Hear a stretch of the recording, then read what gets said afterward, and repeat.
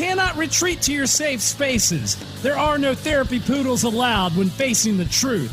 And that's just how we like it. Straight, hard-hitting, conservatarian truth on the rocks. No chaser, no marches, no protest, only small, limited government, constitutional conversations, exclusively on MoJo 50. We get into foreign policy. We get into national politics. We get into constitutional, libertarian, conservative ideology. We put the brakes on the media spin by destroying the lies, dismantling the narratives, and bringing you the stone-cold hard truth. Every weekend on MoJo 50. Join me, Adrian Slade, for a raging hour-long discussion, deconstructing the headlines and delivering you the entire full story. Only on MoJo 50. Live free. Hey guys, Ron Phillips with the Conservative Cartel. Are you tired of the bar scene, hoping to find the love of your life? Well, there is a better way for you single guys and ladies out there. Check out wethepeople.dating. They make it easy to find a liberty-minded match, and it takes less than a minute to create a free account and begin browsing through over 11 million monthly subscribers. Look, we all know the success of a relationship hinges on the core shared values of a couple. So check out wethepeople.dating for the love of people and people of love. Sign up and start dating today. Wethepeople.dating. Life, liberty, and the pursuit of a partner. Adjust your mojo now. Thank you. Thompson. Brad Staggs. The mighty MoJo 50. I've been thinking about death a lot lately. Not so much thinking about it as dreaming, mainly. The day before it. So that means that every single day that you... Wow, messed up. I'm sorry. Come on. Is there any way that you could sort of just zonk me out so that, like, I don't know that I'm at work in here? Could I come home and think that I've been fishing all day? Or... Hashtag my movie mood today. That's where I'm at. A little office space for you then. It's the worst. How about today? Is that the worst? Yes, it is. That's right, and I cannot find my red damn stapler. That's right. The other scene for that movie Brad was playing this morning was when they're handing out the cake, and Milton is like, the cake to people ratio is going, I'm not going to get cake. Office Space is probably in my top 10 favorite comedies. Office Space, Idiocracy. Those are both up there. Blazing Saddles. Yeah, that's very. That's got to be number one. So a lot of thoughts of death recently, but I'm going to go ahead and just power through right to the end. Brad Staggs, hashtag my movie mood. Well, I had to think about this for a while, and I had to. There are some. It's like football. When you're having a rough time, you just have to drop back to the basics and tackle. And run. And so here's mine. Life get you down, you know what you got to do? I don't want to know what you got to do. Just keep swimming. Just keep swimming. Just keep swimming. Yeah. Swimming. And Dory, I mean, we swim. She's right. Dory. When you want to swim, you want See, to I'm going to get stuck now with that song. Now it's in my... I'm Alec Brooks in this, right? I'm Exactly. Albert Brooks in this, right? Is the scenario? Yes, the song, Yeah, I think that a lot too. You just keep swimming. Just keep swimming. And if you can just be Right as to the end. blissfully ignorant as Dory, it's so nice. Let's go to that other guy now. What's your hashtag my Ron. movie mood? Oh, man, speaking of being as blissful as Dory, you know, I've been dreaming a lot lately too, Doc, but here's what my dream is. Show me the money.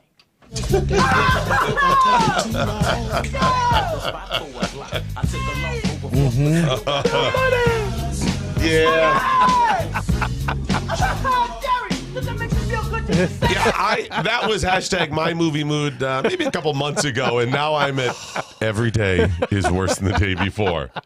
So I'm just trying to figure out where you're on the scale, Brad. Clearly, that guy's movie was like a couple months ago for us. Are you before or after me? Are you still? I'm just. Am I going to get to the just keep swimming? You'll be just okay. One foot in front of the other, because eventually you'll get somewhere, either dead or to your next destination. Yeah. Well, if you've got any, feel free to share. Hashtag my movie mood. We'll just do those occasionally here and there on your Daily Mojo. You know, yesterday morning, Brad Staggs pulled a fast one on me there. Did I? It's Would I? Hair lip. You know, I often will do this to Brad Staggs and others here around the old MoJo Radio Ranch. And Brad got me yesterday. We play Pass the Earworm. It's more fun than Pass the Sausage on most It's a little days. different, yeah. It is. And so I will often plant the little earworm in people's noggin all day. And Brad got me yesterday morning. What did you get me with, Brad? It was Brother Love's Traveling Salvation Show. And that would have been the Neil Diamond. Yeah. In fact, I even Yes. referenced on the show yesterday. I want you to know all day long that was with me right up until I went to sleep. And I woke up this morning. It's still in my head. So it burrowed in there. And then I started thinking last night, you know, I'm just going to go ahead and give into it. And I'm just going to listen to some Neil. That's what you have to do. And then I realized in my heaven, I think the soundtrack is Neil Diamond. Assuming I were to go to heaven.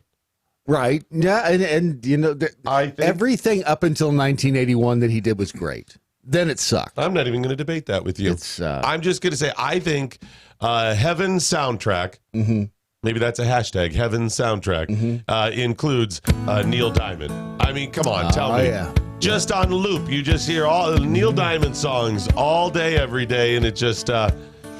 This is one of those that was right there before he crossed over into Lounge Lizard. I'm not... Stop with the Lounge Lizard stuff. Just talk about the goodness of Neil. Live in the goodness and the light, damn it! It's Neil Diamond here. But it talks, Come on, you're in heaven, but it don't sing and dance. and you're like, hey, Brad, how you doing, buddy? I haven't seen you in a couple days. Everything's great. Isn't heaven great? Oh, man. It's awesome, isn't it? It's so clean. It is so clean. And you know what? All the food, look, I haven't gained a pound. Look at this, I feel great. It tastes so good, right? I ran 20 miles this morning and wasn't even out of breath. I heard your ex is still being tortured. She's still on fire over She's on still the other on fire. block. Everything is wonderful. It's fantastic. So good. I love it up here. I think Neil Diamond is the soundtrack. I think it's Heaven's soundtrack. Maybe I'm wrong. No, I think that there's a little something for everybody with Neil Diamond. The early stuff, the rock and stuff, and then if you just like sucky stuff after 81. Why are you doing that to me? Because it has to be. It's out there. You have to acknowledge the fact that after 81, Like, give me an example. On the Way to the Sky, everything on that album. Nobody. Like, give me. I don't know. Exactly. I don't know the songs. Let's see. Everything on the Way to the Sky. It was every Lounge give me the Lizard song. Like pop stuff. What about like I don't know what year it came. Like America and the Jazz Singer. That was like 80. So I'm saying, are you saying that is Before good stuff or bad stuff? After that, after America. Okay, that's fine. Yeah, it was just the stuff he did after that was just blech. Yeah, all right, I guess it's time to go ahead and just keep swimming and get to the news of the day and find out what's going on. Interesting story. Helen Cox, a mother, bought her son, Alfie, a nativity costume on Amazon for a school nativity play. I was going to say it. She almost sounds like a morning show. Helen Cox. How are you? Coming up, traffic and weather together on the 3.4s. Yeah, right. So, she buys her son, and he doesn't have a nativity play. We're heading down to Christmas. Yep. She buys him a little nativity costume, and he has, it looked like what the wise men would wear, that type of thing. And it came with a free blow-up sheep. It turned out I waited till you took a drink. I was pausing. It turned out to be a sex sheep. Yeah. A sheep sex doll blow up. So she buys it. Now it's listed. I mean, it's the kid size costume. So obviously it's for a kid. And it's listed as a nativity costume. What makes a blow up sheep? Well, a sex doll. Well, you'd think she would have known given the hoary expression he had on his face. He was flashing. Hoary little blow up sheep. No, she said a teacher told Alfie to take the blow-up sheep home. Alfie? Take that blow-up sex doll home. When she discovered, and here's apparently what makes it a sheep sex doll, it had a hole in its bottom, red lips, and eyelashes. They were on its face, right? Yes. Okay, just making sure. So the teacher didn't tell the mom, hey, Helen, listen, whatever you guys do at home's your business, but you can't be bringing the sheep sex dolls to school. She didn't tell her that. She just told him, take it home. So he takes it home, and the mom's like, why'd you bring the sheep? Oh, the teacher said to bring it home. So the mom starts blowing it up for him, right? She's blowing it up. She says, she had started inflating. She's not paying much attention. She said its legs inflate. And she turns it around, and that's when she noticed the big hole in his bottom. That would be the back hole. Everybody has one? She said she was stunned. Instantly stopped blowing. Okay. She said she didn't even know what to do. She was just... I can imagine. She said, I told him, you can't have this sheep, Alfie. But he kept asking why, so I had to make up a reason. I told him it didn't look like a proper sheep. She's from Scotland, by the way. It didn't look like a proper sheep. It wasn't a proper with sheep. being made of vinyl. Right. No, I mean, she said, I told him it didn't look like a proper sheep because it had a mustache, red lips, and a bow on its head. But he still wanted to play with it. I couldn't think of any more reasons why not. So she couldn't come up with any other excuse. So she eventually just let him play with it and figured he was innocent and be done with it. Yeah, he's not going to know what the sheep is really for. Right. Now, it's a handy place to put your change. Well, that's what Liz, she said. While doing the interview, she goes, he's probably in his room right now stuffing Legos in the hole. I just can't believe it. I don't know whether to laugh or cry. How am I going to explain this to his teachers? I have no idea if they've seen it was a sex toy and that's why they sent it home. I'm mortified. Let me help you out. That's why they sent it home. The really funny thing is, if you think about it, someone could have ordered this as a sex sheep. Right? Well, she said when it got there, think about how excited they'd be when they started pulling the sex sheep out of the bag. Well, she said that she found the exact same sheep on sale, listed as a sheep sex doll. It was listed as the, quote, Stag Night Boinkin sheep. The Boinkin sheep? Right, exactly. It's not your nativity sheep. Right. It's very different. No, this is a Boinkin. What you got here is a Boinkin sheep. All right, listen. Our sales of the Stag Night Boinkin sheep are a little low. We got to get those numbers up, folks. I'm looking for any ideas. We got to sell more Stag Night Boinkin sheep. Sir. Any idea whatsoever. What do you got, kid? What do you got? Could we put a hole near the rectum? No, we already got that. It's a Stag Night Boinkin sheep. People use the hole for Stag Night Boinkin with the plastic blow-up sheep. Kid, we need other ideas on how to sell more of these. A new marketing campaign. We need a new audience, kid. That's what we need.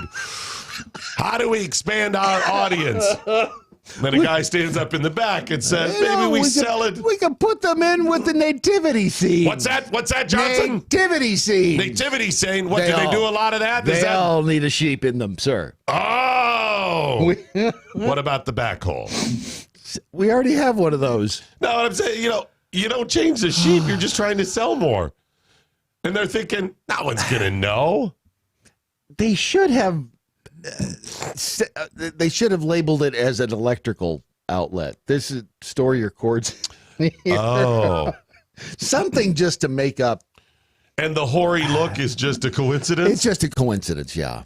The red lips and the poor kid and the poor mom. I mean, I get how the business came up with this. Sure. They're just trying to sell more sheep. And they're like, if you don't know, you don't know. Somewhere someone is missing the sheep that they So do you think the mom was like, I think it may be for Stag Night Boinking, but I'm just, and the husband comes in and goes, hey, you got a Stag Night Boinking sheep. Hey, what are you doing with my Stag Night Boinking sheep? Put that back in the closet. You weren't supposed to find that. Put that next to the Stag Night Boinking Shetland pony. I got an event Tuesday. Don't let me forget the step ladder. Tell him it was a regular size Stag Night Boinkin sheep.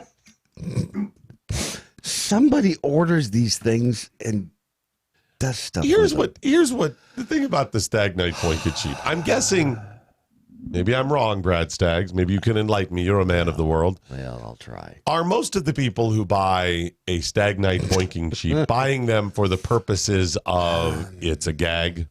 Damn it. It's a joke? Is that why they're buying it? I think there's a certain element of society that buys them as a joke. But there are some that buy them, whether it's 1 or 14 people, there are some that buy them for... the boinking. Okay, now... Yes. Here's what I don't understand about that. While I don't understand the creepy things that people do, I know how they arrived at the disgusting act of, well, I don't think they'd go there. You know how they get there in real life. Yes. I don't agree. Right. I find it disturbing, but I know what they're going for. You're like, hey, there's a sheep. Love the one you're with. Right. Again, disgusting. I don't understand it. Bizarre. Right. But in my mind, apparently I don't understand it. Because again, I'm thinking it's an act of convenience. You see what I'm saying? As opposed to a true act of lust for the aforementioned live actual sheep. Right. So in other words, the sheep just happens to be there. It's convenience. Yes, it's not that. It's a crime of convenience, not really a crime of passion. Right. Yeah. I guess that could also be the same thing. But anyway. But apparently, based on the fact that some people would buy the blow-up doll of a sheep, that they actually like sheep. Yes. Well, I think that once they try the, once they sample the wares, maybe it's... How horrible is it that you're like, I can't even get a real sheep? They just talk. Just bizarre. They talk so much. Congratulations, folks. We're doing well. You know, the people of Sodom and Gomorrah called, they're like, wow. At least it's not a tailpipe of a car. Here's the thing. No matter how straight-laced Alfie is throughout his life. Right. Let's say he is the straightest, most innocent kid out there, grows up to be an innocent, sheltered, wonderful person, would never even... Never even look sideways at a sheep. No, exactly. That if ever questioned under oath, let's say a job interview. Right. And they ask a litany of questions. Have you ever gone to pre-Cana where they ask some of the strangest questions out there? Right. And the question comes up, has he ever owned a blow-up sex doll? So, Alfie, we got the pre-Cana classes, and we ask all kinds of things about, do you ever have, irritable bowel syndrome, diarrhea, all these weird sex things we ask, just so you can get to know. Someone's got to ask these, so you go into this marriage knowing. I see here you left blank question 61. Have you ever owned a blow-up sex doll? You left that blank and everything. You seem so innocent and so straight-laced on the rest of your questionnaire. I was young. So you made a mistake when you went out and purchased it. No, my mom bought it for me. Well, that's creepy. No. You're 21 and she buys you a sheep. It went with Jesus. No. That's going to be bad for you there. How old were you when you have these? I was 10. Wow, that's really... It was... Don't marry him, Sarah. Sarah, do not marry him.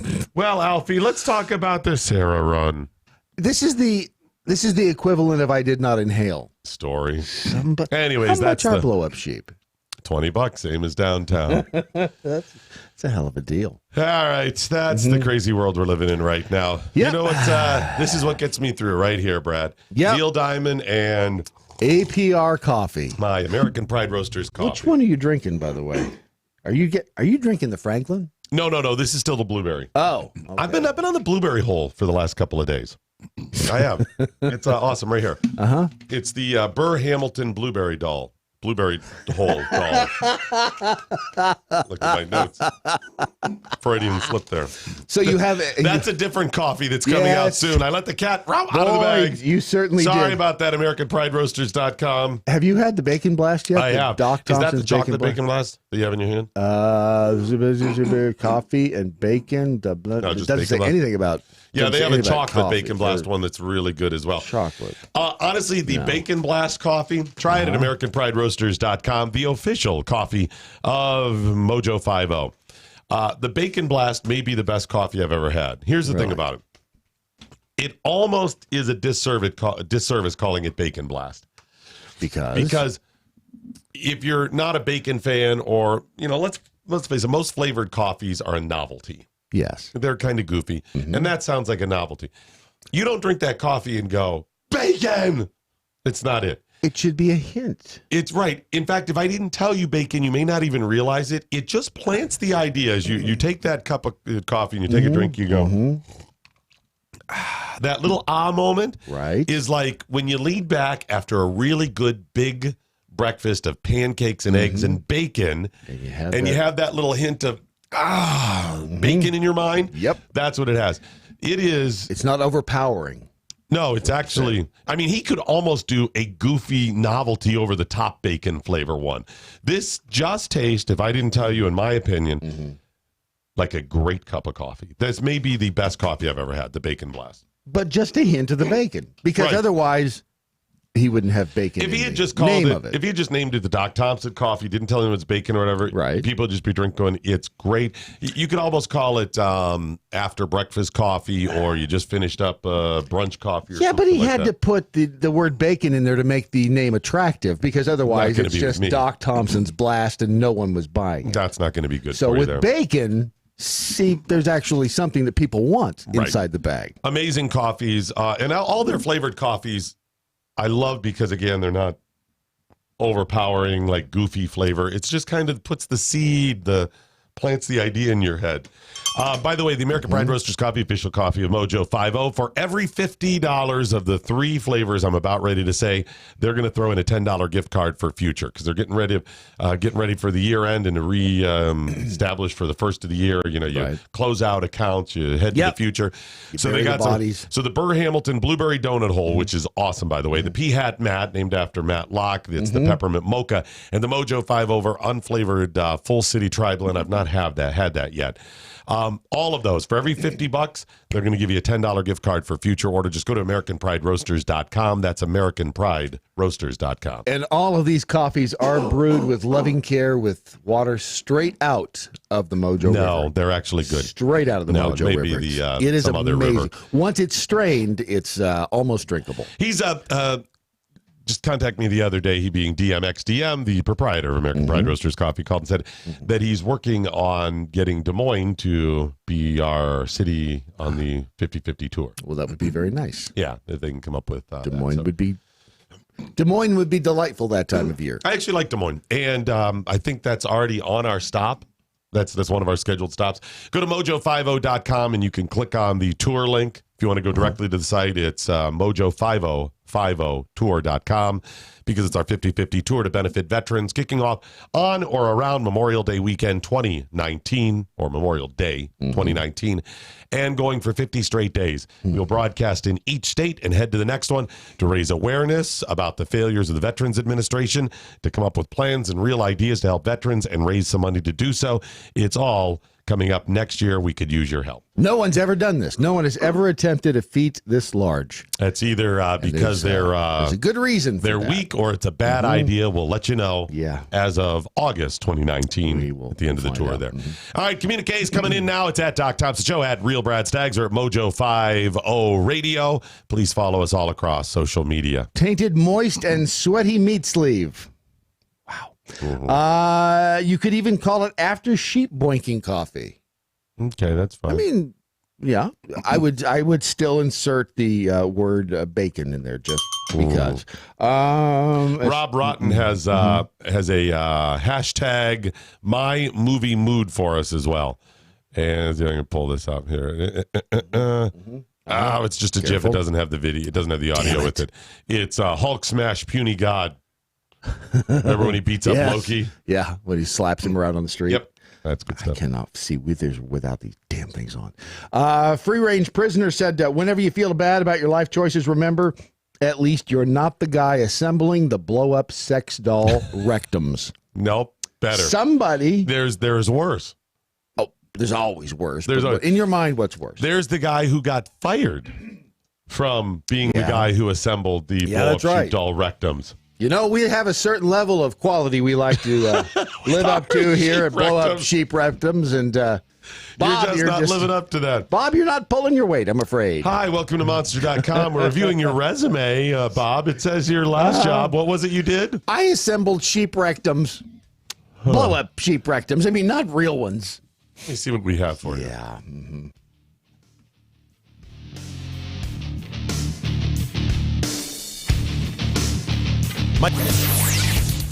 I'm Mike Opelka from PureOpelka.com. Here's your 2-minute drill. Well, it's Tuesday, and I'm putting the rants on pause to tell you about a really good guy and to ask you to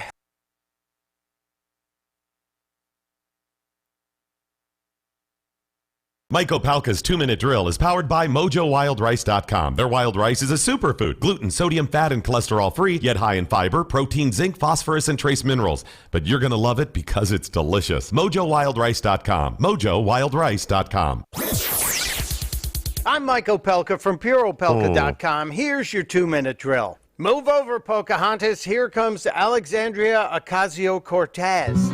Yes, the incoming congresswoman, who is the darling of the Dems, has made a couple of ridiculous statements over the weekend. The first one relating to her heritage. She was attending a celebration of the 8th day of Hanukkah with many people of the Jewish faith when she announced that she comes from Sephardic Jews who fled Spain to Puerto Rico. Small problem there. Yes, the Jews were told to get the heck out of Spain in 1492, but Puerto Rico was not yet founded at the time. But don't let that get in the way of your statement there, AOC. That's not exactly a big deal. Accuracy and truth-telling in the Democratic Party, never a big issue. And then she exposed again her ignorance of the Constitution while at an event at Harvard, she announced that she was going to run for president. Although, because she's just 29, she wouldn't be able to do so for a few years. And even then, she said we need to change the Constitution because in the Constitution it says he can't run for president until he is 35 years old. Wrong. I'm just wondering if there is a train wreck movie out there. I'd like to know if that's what's interesting. What did Opelka join the union or something? Everything is falling apart right now. Well, that's just about perfect. So, yeah. Welcome to live radio, folks. Yeah, we'll get it done. Good deal. All right, Brad Staggs, time to move on and get to the more serious news of the day. Absolutely. Let's get to Nancy Pelosi. Oh, speaking of sheep rectums. Nancy Pelosi was recently giving an interview, press conference, in response to President Trump saying he would be willing to allow the government to actually shut down if Congress does not approve $5 billion for his southern border wall. Okay. Now, when I say southern border wall, that's not a euphemism. It's not to block the back hole. It is not. It is, in fact, a wall that would be erected along our southern border. And by our southern border, I mean the border of the United States with Mexico, that would theoretically prevent illegals or, I guess, any illegals. Right. It would all be considered illegal from entering the country. Okay. Seems like a good idea. Right. Now, let me, before I get on to Nancy Pelosi, before I move on to Nancy Pelosi, before we move on, comment on what's going on with the border wall at this point. Go all the way back to President Trump's plan to build a wall. It'll be a beautiful wall. It'll be 1 million feet high. It'll be 10 feet higher than that. We'll put a door, and it'll be a beautiful door. We'll allow some people to come through the door, but not others. Mexico's going to pay for it. And all of the nonsense the president has spewed before he became president and since on the border wall. Right. I say nonsense because it's absolutely nonsense what he's saying. Yes. I support the idea of a border wall. I don't think it will be the ultimate thing that keeps illegals out. I don't think it's we build the wall, but it's a start. And at this point, I'm not even sure how effective it'll be. 10%, 100%. But at this point, I am willing to try. I am so annoyed by illegals coming into America and our inability to stop them. I am not kidding when I say I would absolutely be willing to build a 1 mile wide moat from the Atlantic to the Pacific between the U.S. and Mexico. I am not kidding about that. So you're not worried about Canadians invading? Oh, Canadians? Oh. All right. Just making sure. Canadians, I'm not worried about that. It's always the quiet one. No, and that's fine. We haven't seen that to be as big of a problem. Right. But if you want to build a wall there, that's fine too. Obviously, the money is an issue and how we go about doing it. So this is one of those moments I'm kind of torn. Less government, no more money spent. Get out of my life, stop spending my money, stop taxing us, give money back, cut spending. Yes. However, we've got to secure the southern border. So the idea of money spent on that border wall is a killer to me. So then I start thinking, hey, if we cut everywhere else, would I be willing to put some of the money towards that? Possibly. So there may be a way we could pay for it. But see, along comes President Trump and says Mexico will pay for it. Which is a great idea if you can get it to happen. Why not? And then I'm in. Yes. I didn't really expect Mexico would pay for it. Yeah, I didn't either, but it was worth a shot. Well, and he's a negotiator. So I gave him credit and I said, all right, if you can get Mexico to pay for it. Yeah. And I even said, I think maybe he could. I mean, possible. He's a negotiator. I believed he would give them Nebraska in exchange for it or the Washington Monument or something. He's a deal maker. Yeah. But okay, let's try. And since becoming president, the whole concept of Mexico paying for it, even if he says that, is lost. He keeps asking Congress for money. The one thing that he's done is say, we're going to cut some money going to Mexico in aid. Which, again, we should. We should, but that should be done regardless. In my mind, it was cut spending to Mexico and they pay for the friggin' wall. The other thing is the president doesn't get to unilaterally make those decisions about where aid goes. That's primarily Congress. Right. And they have people to buy and things they need to make deals for. And even with the money they were planning on cutting, it would not pay for the wall. It's not enough money cut. Right. So I'm really pissed off about the wall. Build the damn wall. Is Mexico going to pay for it? If they're not, come out and admit it, Mr. President, and let's figure out a plan forward. Right. Now, having said that, shutting down the government to get the $5 billion for the southern wall is really pissing me off. Shutting down the government, I'm fine, but there's so many other reasons to shut down the government before you get to your failed funding of the southern border wall. Okay. I like the idea, Mr. President. Fine. I'll even give him the benefit of the doubt to say that he's just using this as leverage or fine. Maybe he's playing the long game on that. Yeah, it's a public way to get something done that he knows that looks good. Really annoys the hell out of me. Now, the House and Senate have both passed continuing resolutions, a stopgap spending measure. Thank God. Right, to keep the government going, right? Yes. 'Cause we don't want to shut that down. No, that would be a disaster. Because, they cut down discretionary spending. The more that I think about it, the more it would be nice for them just to shut down for about 6 or 7 years. How do you have discretionary spending when you're $21 trillion in debt? I don't know, but I wish they'd show me how I could do that at my house. Right. They go, Brad, you're $250,000 in debt, but you still have thousands of discretionary spending every month. Oh, good. As long as I can keep spending, By the way, each month, you're still getting more and more in debt, but you still have discretion. No, there is no discretionary spending when you're in debt. No. It's all mandatory spending, and even that has to start being cut in favor of your priorities. Yeah. Okay. And stop giving away money to other countries. And why do we continue this dance, this charade, this game, this pageant of, well, we have a debt ceiling. They never not extend the debt ceiling or raise it. They always raise it. Every time. They use it politically back and forth. Democrats going to shut down. The Republicans going to shut down. The debt ceiling needs to be raised. Oh, if we don't pay our bills. Hands wringing, arms flailing about in the air. Yeah. It's crap. It's a game. And how come we keep falling for this? If you're not going to fix it, why do you even still have the debt ceiling? As much as I want there to be a debt ceiling, and I want their hands to be tied when it comes to the debt ceiling, with chains of kryptonite. Electrified Chains of kryptonite. I want the raising of the debt ceiling, the levers you have to pull to do this, to be surrounded by a moat filled with sharks with freaking lasers. Yep. And blow them up. Right. This is what I want. But if you're not going to do anyways, at least just get rid of the pomp and circumstance and just keep doing it. Mm-hmm. Because I'm tired of being manipulated. Now, that's what they've come up. By the way, they have till the 21st, so that's just 10 days away to come up with a budget plan. I think they can do it. If they really work hard a budget plan. Burn the midnight oil, I think they can put together a great budget. Have you ever noticed that so many of these issues always come up right before Christmas? Weird, isn't it? Days before Christmas, they've got to get it done before they all head home for the Christmas holiday, right? Before they take their Christmas break. Yep. Obamacare, its final votes.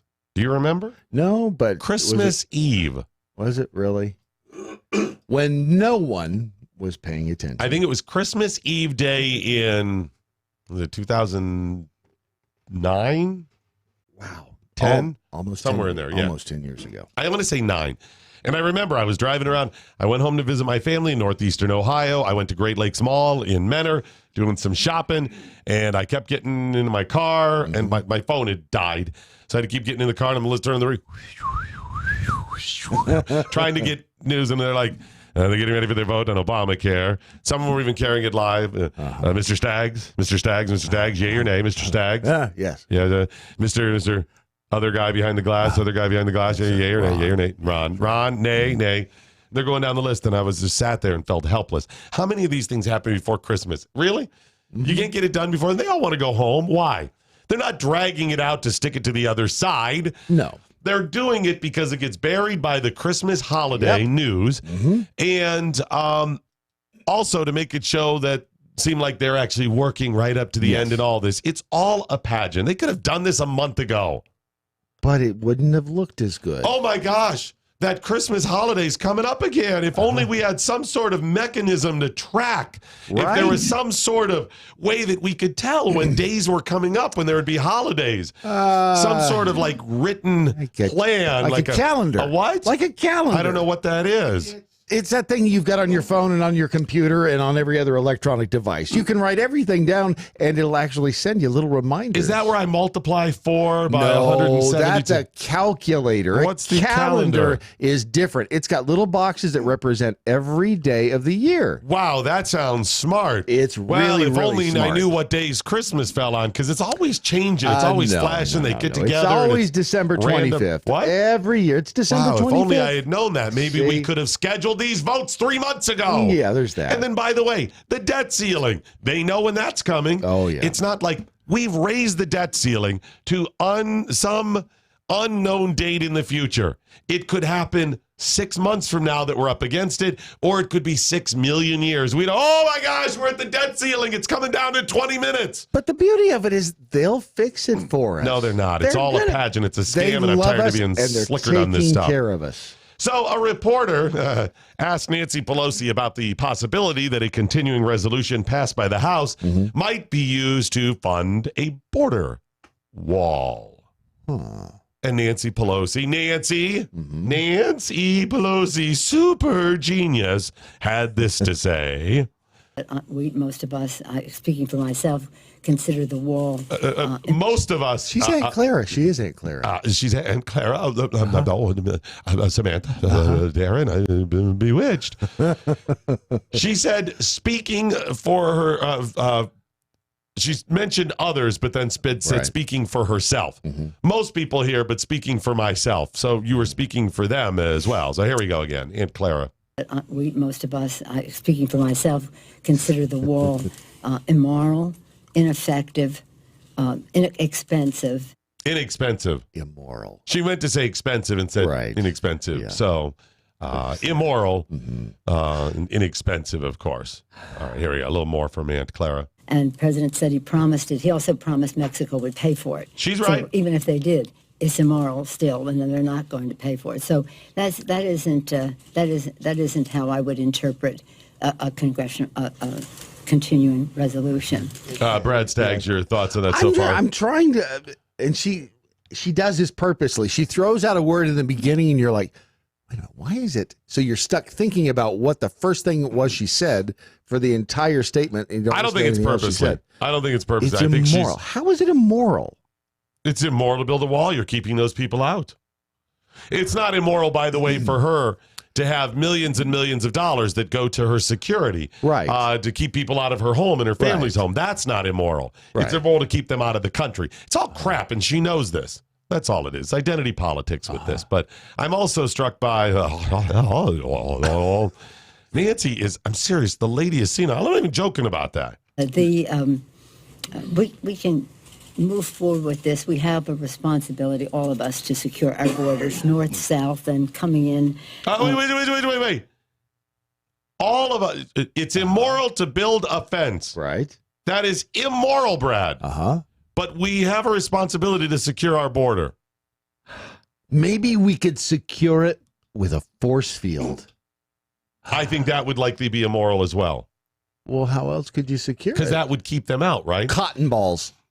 Would that actually keep them out? Fluffy bunnies. Would that keep them out? Well, we're talking about just securing it. Okay, and that's the key right there. We've got to secure the border without keeping them out. Right. That's how you got to do it. Fluffy bunny rabbits. It's a lofty goal, but the Democrats are going to get that done for you. Right here. Resolution. We can move forward with this. We have a responsibility, all of us, to secure our borders. We have a responsibility to secure our borders. The woman who just said it was immoral, right? It is amazing, and they get away with it every time. Right. Nobody goes, Nancy, you just said. So how do you secure the border? Not with a wall. Is it a fence then? Is that okay? As long as it's a porous one, is it secure now? What does that mean, secure the border then? Now, here's a little bit more. We can move forward with this. We have a responsibility, all of us, to secure our borders, north, south, and coming in by plane on our coast, 3 coasts, north, south, and west. We're not worried about New York? I'm sorry? We're not worried about the East Coast in New York? What do you mean? Well, she just mentioned the north, the south, and the west. We got 3 coasts. Right. We got the north, the south, and the west coast. What's your problem with that? Yeah, that leaves off the eastern seaboard. Yeah. She maybe has that been elevated to coast level status now? Maybe she forgot. It's easy to forget the eastern seaboard. I mean, I've done it. You know, there's more people on the East Coast or in the Eastern time zone than the rest of the country. I mean, other time zones, anyways. You say that. I mean, you say that like it's a fact or something. But she's just south and coming in by plane on our coast, 3 coasts, north, south, and west. She had a little mini stroke right there. She did. Actually, you can see the look on her face, the eye. You could see it's got the painful, I just had another little mini stroke. And they're like, oh, you're good. She's going to secure all of the borders, all 3 of them. The animatronics had a glitch. Nope, no, she's back on track. She's back on track. She's all right. North, south, and west. What about the East Coast, you nitwit? How come nobody in there says, Nancy, what about the entire East Coast? Would you have the cojones to stand up to her? Yes! At this point, I'd probably have the cojones to just punch her right in her hoary mouth. I'm serious. This stuff is just... Nobody says anything. Do you realize this is not real? This is fake. It is. You're right. It's animatronics. It's apparently as his last hurrah, Walt Disney built the animatronics Congress. He thought he was just doing it for a new exhibit at Disney World. He didn't know it was actually going to be running things in D.C. Surprise. Get our Disney Imagineer friend on the phone and help us expose this, because we know a former Disney Imagineer. Some people say he's not a former Disney Imagineer. Trust me, he's a former Disney Imagineer, regardless of what they say to try to badmouth him. Anyway, let's get him on the phone and see. What if we make more animatronic Nancy Pelosi's, and instead of building sections of wall, we just put her... Well, that'd keep me out like a scarecrow. See? Yes. Scarecrow effect. And she just continues to talk the whole time. Guys, this is the upcoming Speaker of the House of Representatives. Yes, it is. It's not just, that was not a mistake. Listen, we make mistakes all the time. I even gave Obama, although we had fun with it, I gave him a pass on 57 states. It happens all the time. Your mind doesn't work that way. You're calculating the second number, and you're going 7. I know there's 57. I think I got 2 more. I get it. Of course, the guy knows how many states there are. I mean, the guy went to Harvard. I know there's a lot of crap he gets wrong. He knew that. It was a mistake. I get it. We still have fun with it. Joke. Move on. Nancy didn't do that. This was not a slip of the tongue. This woman is out of her mind. She can't even process this simple stuff. I mean, Brad, she started with we've got to secure our borders. People coming north and south. And by plane. What about the people who come here? Because our narrative has always been most people don't come across the border. They come here legally and then overstay their visas. So I got to mention how they come here by plane. By the way, they can come here other ways too. By boat. No, just you can come here by train. By car. You can walk. You can do all those things, but even plane. Legally. That's it. Oh my gosh, you said that. And then I got to secure the borders though. But oh my gosh, I only said north and south borders. I forgot all about the West Coast border. Representing. And where is she from? California, the West Coast. Yeah. Out of her mind. And we let this continue and nobody says anything. Listen to this nonsense. Move forward with this. We have a responsibility, all of us, to secure our borders, north, south, and coming in by plane on our coast, 3 coasts, north, south, and west. And that. Did you see the look down? Yeah. The crazy elderly going senile. The one eye dropped. Yeah. And it flashed a little bit too, which means the electronics need to be reset. Here's my prediction. I'm not saying I welcome this. Please do not misunderstand. I'm telling you, Nancy is very close to being medically unfit to serve. Yeah, but you look at Ruth Bader Ginsburg. No. Ruth would fall asleep and was slow whenever. She was not. Nancy can. She is Aunt Clara-ing a whole lot more. And it's not just your words escape you. It happens. We get old. I get that. There's still great wisdom in a lot of people, a lot of elderly people, a lot of seniors, right? And that's great. You just have to beat it out of them. She can't, whatever, can't put it together and makes this many mistakes. We've all seen those videos that make their rounds of Nancy Pelosi just screwing crap up. I'm not saying I wish this. Please do not misunderstand. I'm telling you, Nancy Pelosi is, within the next year, at most 2, she's out. I don't mean out of politics, out of commission. It'll be announced that she is stepping down because of medical reasons. It'll come out that she's been diagnosed with Alzheimer's or something. It's coming. She has dedicated her life since what, 1984? Wow. No, that's 1880. When was she? 81? Something like that.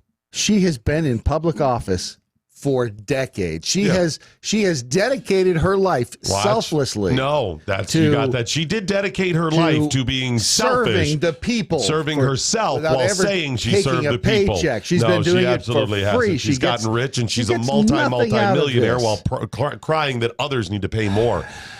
I'm telling you, she is maybe already unfit to serve, if not very close. There is going to be an episode. And here's the other reason I know that's going to happen. Because it would be just about perfect. In the crazy world we live, that always seems to be some sort of dangling loose end that sets up the conspiracy talk. Right? That if Nancy, either just before getting sworn in or shortly thereafter, something happens, whatever that something is, where she is no longer able to serve, probably because, she's Alzheimer's, I'm going to step down or whatever. And who ends up getting a seat in leadership because they all move up? Alexandria Ocasio-Cortez, or one of her outwardly, admittedly socialists. But she is going to be so much fun when she's able to stand in the limelight a little bit more often. Okay. All right. It's going to be better than chocolate cake. So if you're frustrated by these things and you want to have a little bit of fun with it, because that's what we try to do here. I mean, remember, I've got two forms of expression at this point. Humor and rage. That's all I've got left. If I'm not laughing, I'm yelling at him. Matlock has got rage and a little bit of humor left. He's got all rage. He's got rage and loud rage. Thank God we work with him, because he makes me sound like in control. Yeah, he does. Because I was always the rage, right? Yeah. By comparison, you're like, wow, Doc's so quiet. Doc's so quiet. He's very cerebral about this stuff. I just said punch her in her hoary mouth, and I seem normal. Well, there's that. If this stuff frustrates you, you got to turn to the comedy and you got to have fun. And that's where the Right On Game comes at rightongame.com. Rightongame.com, because mocking the left feels so right. Yes, if it does feel right, you're doing it right. Did you know that? Okay. And if it feels good, do it. Keep doing it. And when you get the Right On Game this year, here's what we want you to do. Everybody has the crazy closeted leftist, or maybe even the crazy outed leftist in the family that you have to tolerate at least once a year at Thanksgiving, probably Christmas. So get the Right On Game. Go to rightongame.com. Order the game. You'll see how to play there. It's very simple. It's basically you each assume a character and you start reading cards. This is a way to really bring out who your relatives are. It will expose any extreme leftists. And there's nothing more fun than having your relatives exposed. Some of the categories: Hollywood hypocrisy, fence jumping, Christian assault, feminism folly, wussification of America, in your right mind, rainbow games. And here's what we want you to do. First of all, when you get the family together to play, set up the phone so you're videotaping the whole thing. What do you call it now? Video recording, video filming, whatever there. Just set it up so you're taping the damn thing. I remember we used to call it voyeurism. Right? 2 or 3 different angles, because we have I say we, the folks at Karen and the folks at the Right On Game have a fabulous prize package. And here's Ron to tell you what you could win. Thank you for that, Brad. No, you actually can win an Amazon Echo Show. It is the Amazon Echo Alexa. Order pizza. Yes, sorry. It's the Amazon Echo Show with the screen on it. So it's about $130 value plus an Amazon gift card for $25. Ron, just like we did it in rehearsal, he sounds like he's the most excited man on face of planet Earth. Alexa, play the alarm. Full volume. Louder. Alexa, play the alarm. Maximum volume. Right On Game. Animals are people too. Police lives matter. Even sheep. Some of these are just those are just some of the categories with Right On Game. Go to rightongame.com. Don't forget, you get a 10% discount with the promo code MoJo50. It's rightongame.com. You'll love it. Make sure to get a couple of copies now while you're getting that discount. Keep a couple in the closet, and you can give them as gifts throughout the year. Rightongame.com. I wonder if Prince of the Taint verse is referring to Doc Thompson's Bacon Blast. He said, my grandpa took one sip of it and stopped drinking because she could taste the bacon in it. Okay. Yeah. Okay. And she doesn't like bacon. Then I would recommend, when something says it has bacon in not to give it to her. Not to give it to her. Give her the Doc Thompson non-bacon blast. Right. Exactly. I'm just... And I'm curious. No, here's what you do. People are stinking liars. You ready for this? He probably gave her the bacon blast and said, hey, try this coffee. It's Bacon Blast coffee. And then she said it's bacon. Right. If she knew the name beforehand, then she just knew the name. Give her the coffee again and go, hey, I got a different one. Right. It's the same coffee. Yes. So, or give her 2 cups. Say, here's the Bacon Blast. I know you tried it before. Try it again. You sure you don't like it? Okay, great. Here, try this one. Yeah. And I guarantee you she'll say the second one is better, even though it's the same coffee from the same brew. Time. Free Range Prisoner says, not sure what's more disturbing, the fact that people order inflatable sex sheep or that there is a company that makes inflatable sex sheep. Well, I mean, business is business. Let's not be hasty It here. is. Who was the first guy, though, that said, you know what? See the sheep over there? No. We can make a blow-up doll Yep. that's going to be just as good as that sheep. I don't know, but I'd like to make him or meet him. That's a guy or make him, either one. Whatever. Because that's a takes. businessman. That's a guy who's thinking. I also want to meet the guy. We're talking about heaven. As I'm listening to Neil Diamond, when I get to heaven, I got to meet the guy who invented the Cuban sandwich. You know the Cuban sandwich?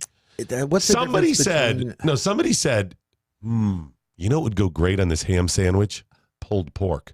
That's a guy I want to meet. That's a thinking guy. Then we wrap it in a tortilla Right. and deep fry it. But He wait. sat around and went, ham sandwiches are great. How do we take those up to the next? Pulled pork. Then we wrap it in a pizza. Lori D and her big metaphorical. Yeah, and y'all pick Spokane instead of my town, huh? She said apparently on the Lori D is up in the Northeast. Yeah, here's the thing, because she's in Washington as well, but we picked Spokane and not her town. Right. The thing about Lori's town, it has Lori in it. Yeah, and last I checked, the restraining order was still in effect. And Right, she can't exactly. come within 60 feet. That's what of I'm it. saying. So we're kind of doing it for her as well as ourselves. It's kind of a win-win. I don't want to see her in prison again.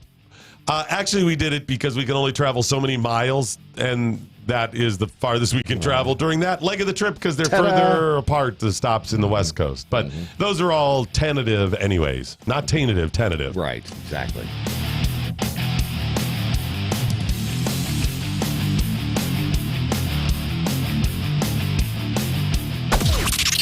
This is the seditious, rabble-rousing, liberty-loving, home of fun, entertaining, and compelling talk. MoJo 50. News this hour from townhall.com. I'm Rich Thomason. A bipartisan budget bill is on the agenda as congressional Democratic leaders visit the White House later today. President Trump wants a funding package for the next fiscal year to include at least $5 billion for his proposed border wall with Mexico. But the wall is an idea Democrats have flatly rejected. House Democratic leader Nancy Pelosi and Senate Democratic leader Chuck Schumer are to discuss the wall and other issues with Mr. Trump. They've urged the president to support a bill that includes a half dozen government funding bills largely agreed upon by lawmakers. Correspondent Andrew Stewart. British Prime Minister Theresa May, fighting to salvage her Brexit deal, is embarking on a hastily arranged tour of Europe. The EU's first instinct at difficult moments in political talks is not to rethink its position, but to offer reassurance or clarification to its negotiating partner. Theresa May now plans a further round of intense diplomacy starting today in The Hague and Berlin and Brussels. The problem is this. When that flurry of activity dies down, the awkward question will remain of whether there's any point in mere tweaks to an arrangement like the Irish backstop when so many at Westminster find it fundamentally unacceptable. That's BBC's Kevin Connolly. Several southern states hard hit by a wintry storm experiencing frigid temperatures now, refreezing the melting snow, making the roads even more dangerous. Scores of schools in Virginia and North Carolina closed for a second day. The storm that blew through over the weekend blamed for at least 3 deaths in North Carolina, along with numerous car crashes, power outages, and canceled flights. On Wall Street this morning, stock futures higher. Right now, Dow futures up about 79 points. S&P futures better by 8, and NASDAQ futures up 30 points. More on these stories at townhall.com. There's a better way to meet people without having to suffer through all the crazies. Weed out all the nutty people with WeThePeople.dating. That's WeThePeople.dating. It's easy to find a liberty-minded match, and it takes less than a minute to create a free account and begin browsing through over 11 million monthly subscribers. Look, we all know the success of a relationship hinges on the core shared values of a couple. So check out WeThePeople.dating. Sign up and start dating today. WeThePeople.dating. Life, liberty, and the pursuit of a partner. Never Forgotten Apparel is more than just a premium women's and men's clothing line. It's a movement to remind us to wear American-made and serve those who serve us. Our heroes. Never Forgotten Apparel gives 20% of their total sales to nonprofits that support homeless veterans and off-duty firefighters, and 50% to individual veterans and firefighters in need nationwide. Check out NeverForgottenApparel.com. Use promo code MATT, M-A-T-T, and get 15% off your purchase. This is David Barton with another moment from America's history. At the time of the American Revolution, numerous other nations also had revolutions, yet 200 years later, America is the only of those nations still under its original form of government. Is this just good luck? Not according to founding father Benjamin Rush. He declared, "I do not believe that the Constitution was the offspring of inspiration, but I am as perfectly satisfied that it is as much the work of a divine providence as any of the miracles recorded in the Old and New Testament." George Washington agreed. In fact, he declared, "I should be pained to believe that the United States have forgotten that divine interposition which was so often manifested during our revolution, or that they fail to consider the omnipotence of that God who is alone able to protect them. Our founders acknowledged that our national success had come from God." For more information on God's hand in American history, contact Wall Builders at 1-800-8-REBUILD.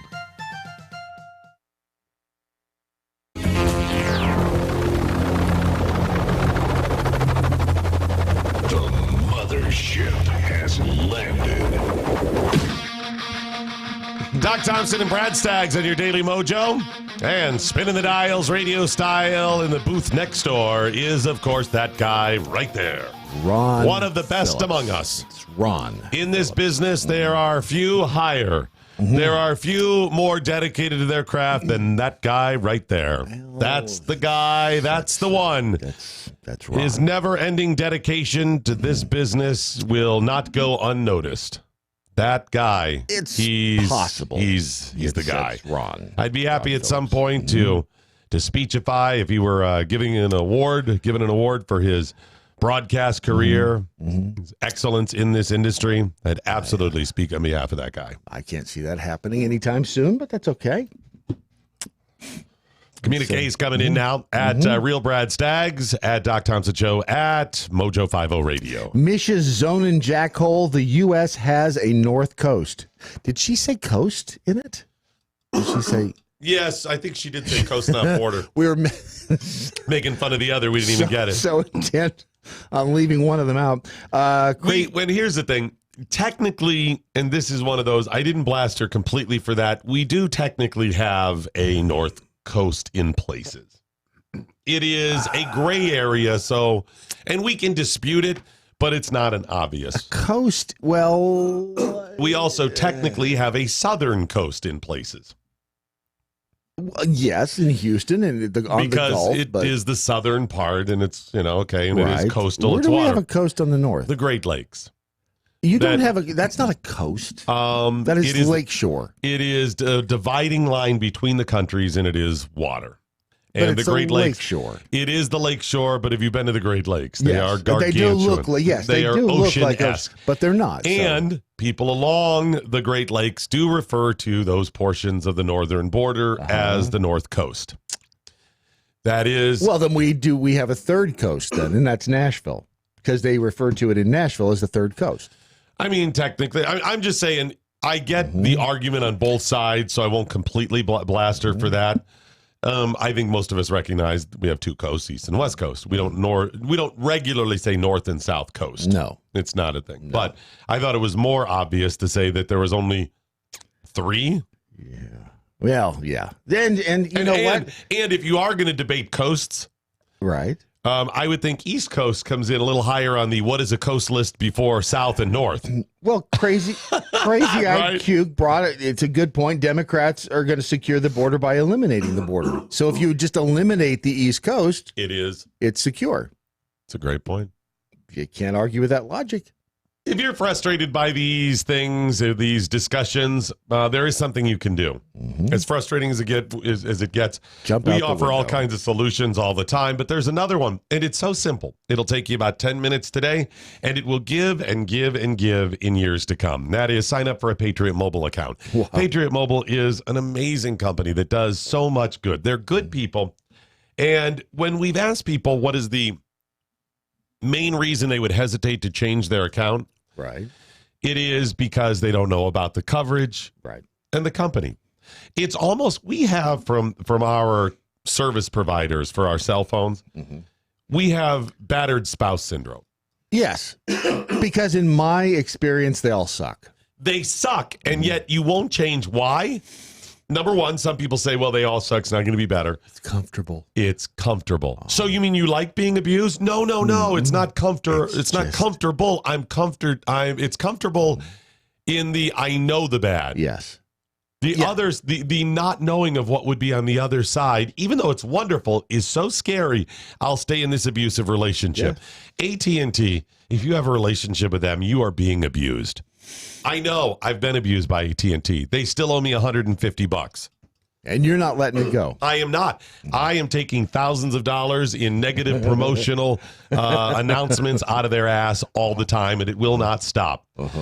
AT&T sucks. They all suck, with the exception of Patriot Mobile. So take the 10 minutes, sign up for an account today. It's going to be great. The coverage is amazing. You're likely going to save money, and a little bit of that money that they take in profits will be used for conservative causes. Do you realize we are just weeks away from 2019?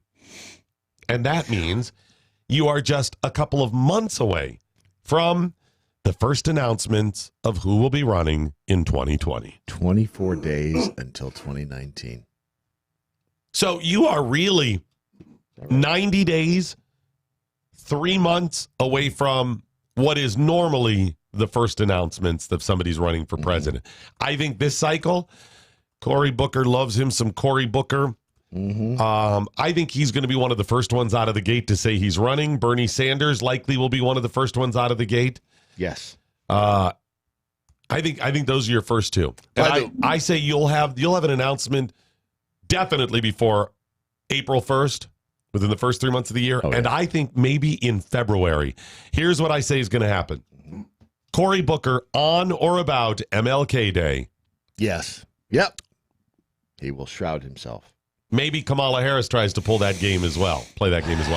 And then we just see which one tries to do it sooner in the day. I think she's going to wait a little while. I think she's doing some more testing and stuff. She's a little bit smarter, strategically speaking, than Cory Booker. She's smarter than Spartacus. Strategic, smart like a fox, devil-esque, right? So I would say on or around MLK Day, Cory Booker will wrap himself in MLK, and it'll be the second coming of Martin Luther King Jr. Yep. And he'll make the announcement. So they're going to gear up, and they are going to do everything they can to stop President Trump. Something simple you can do now that will pay huge dividends is sign up for a Patriot Mobile account. PatriotMobile.com/doc. That's PatriotMobile.com/doc. Please do us a favor and do yourself a favor. Sign up for an account today. We've scoured news platforms and agencies around the globe for today's most profound news headlines. Presenting them now. Here's Brad Staggs. Dateline, Sacramento. Protesters arrested outside Nancy Pelosi's office in a climate demonstration. Why are they protesting her? Oh, they're still trying to push her for the... Yes. The big news, of course, is this time Alexandria Ocasio-Cortez was not there. Yeah.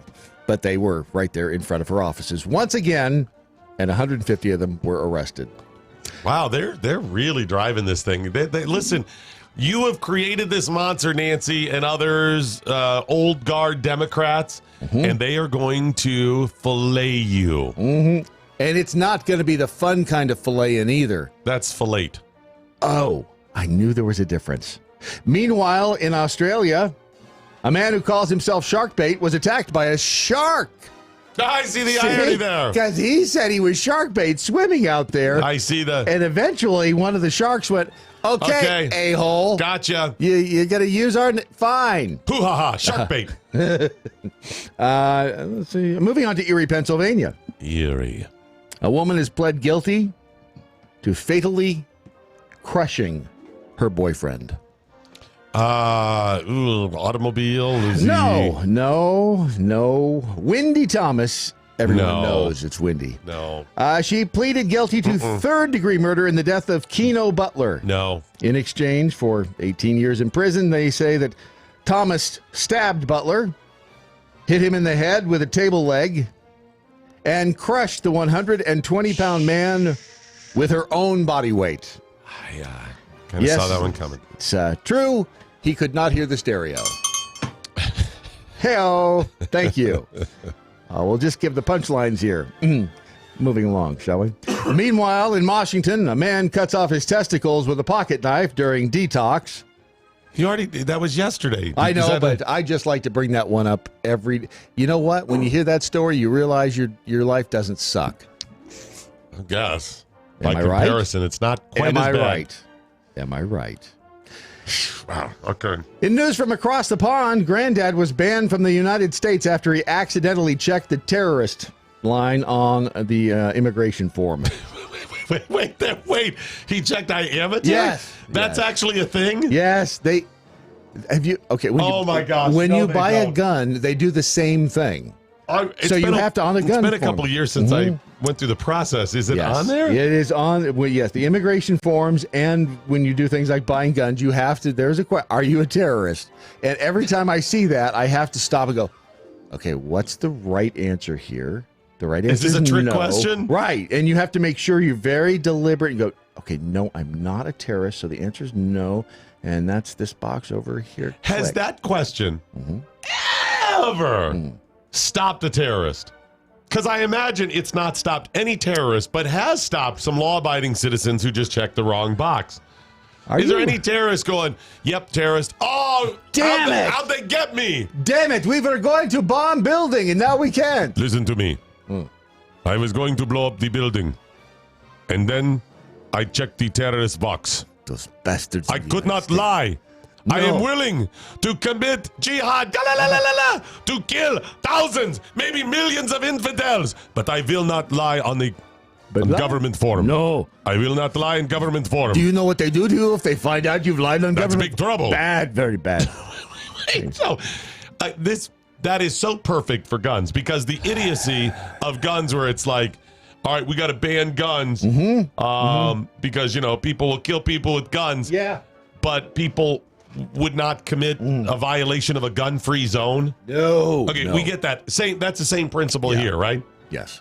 You're willing to murder people, yes, but you wouldn't cross the line of a gun-free zone. You got to have standards. Okay, same thing here. You're willing to commit terrorist acts that could and likely will include murder, yes, but you wouldn't lie in a government forum? Yes. No.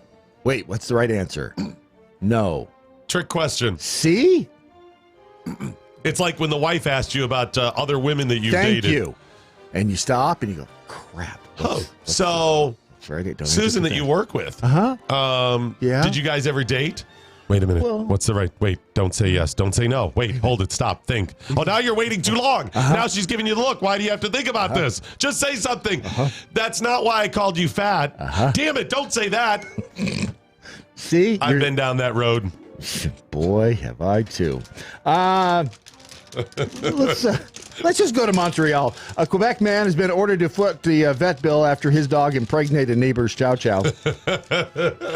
I understand he had the yellow fever, right? Is that what it is? It was a husky, too. It was a husky that went over and knocked up the chow chow. There's 800. How much? We've all been there with the yellow fever. I can't blame the dog, Your Honor. He got away cheaply. $800 in vet fees and court costs. He needed me as his attorney. Yeah, no kidding. His spokesman. Your Honor, let me check your browser history. You haven't browsed for, any Asian ladies there? This husky's been... Look at all this chow chow porn. Look at this. Chow chow. She's walking back and forth all day, Naked. not wearing any clothes. Right. Exposing herself. What's he supposed to do? Right. He's only human, so to speak. She wants it. Look how she's Look at dressed. There's been a slight problem in New York City. Our chow's Asian. They have chow in the name, so what the hell? They do have chow in the name, and especially, it's like Ling Ling. Ling Ling is the panda bear, so chow, yes, I would say that they are Asian by that standard. They are now. There's a little problem at the school that became famous for the movie Fame. Remember that? No. Movie Fame, yeah. The big one. I want to live forever. Yeah. Well, they're doing The Sound of Music, but apparently the Nazi flags and symbols that were in The Sound of Music, they may be offensive to some people, so they decided to take them down. They weren't pro-Nazi in the film. Right, that doesn't mean anything. The fact of the matter is... It's not springtime for Hitler, you knuckleheads. Springtime for Hitler and Germany. That was a good musical, by the way. The hills are alive with fabulous Nazis. That's not what they're singing. Yeah. And that's what they had to actually explain, and it was the students that had to do the explaining. This is a very liberal school. We're all against Nazis, one sophomore performer told the news. Really? About the Führer. Not like, I see what they did there. That's pretty funny. Good stuff. It's not like the rest of us are like, Nazis. Right. Okay. Right. Yeah, so they removed the Nazi flags and the symbols from the set, and then they put them back after they realized that they were being idiots. At least they realized. You know, I want to ask them, in their opinion, what percentage of Americans identify with Nazis or are okay with Nazis? What percentage of Americans don't hate Nazis? Right. What do you think they'd say? It'd be I bet they'd say 50% at minimum, and someone would say 70%. Yeah, most likely. The number of people in America who are not truly Nazi-esque. I'm not even talking gas chamber Nazis, just identify white supremacists, whatever. Do you realize it's less than 1%? Oh, yeah. I can't, well, it's not like you run into them every day. And unless you're out there going, let's burn this cross out here in the woods, white people, woo! The stereotype, I know. Unless you're out there doing that, right? You hate Nazis.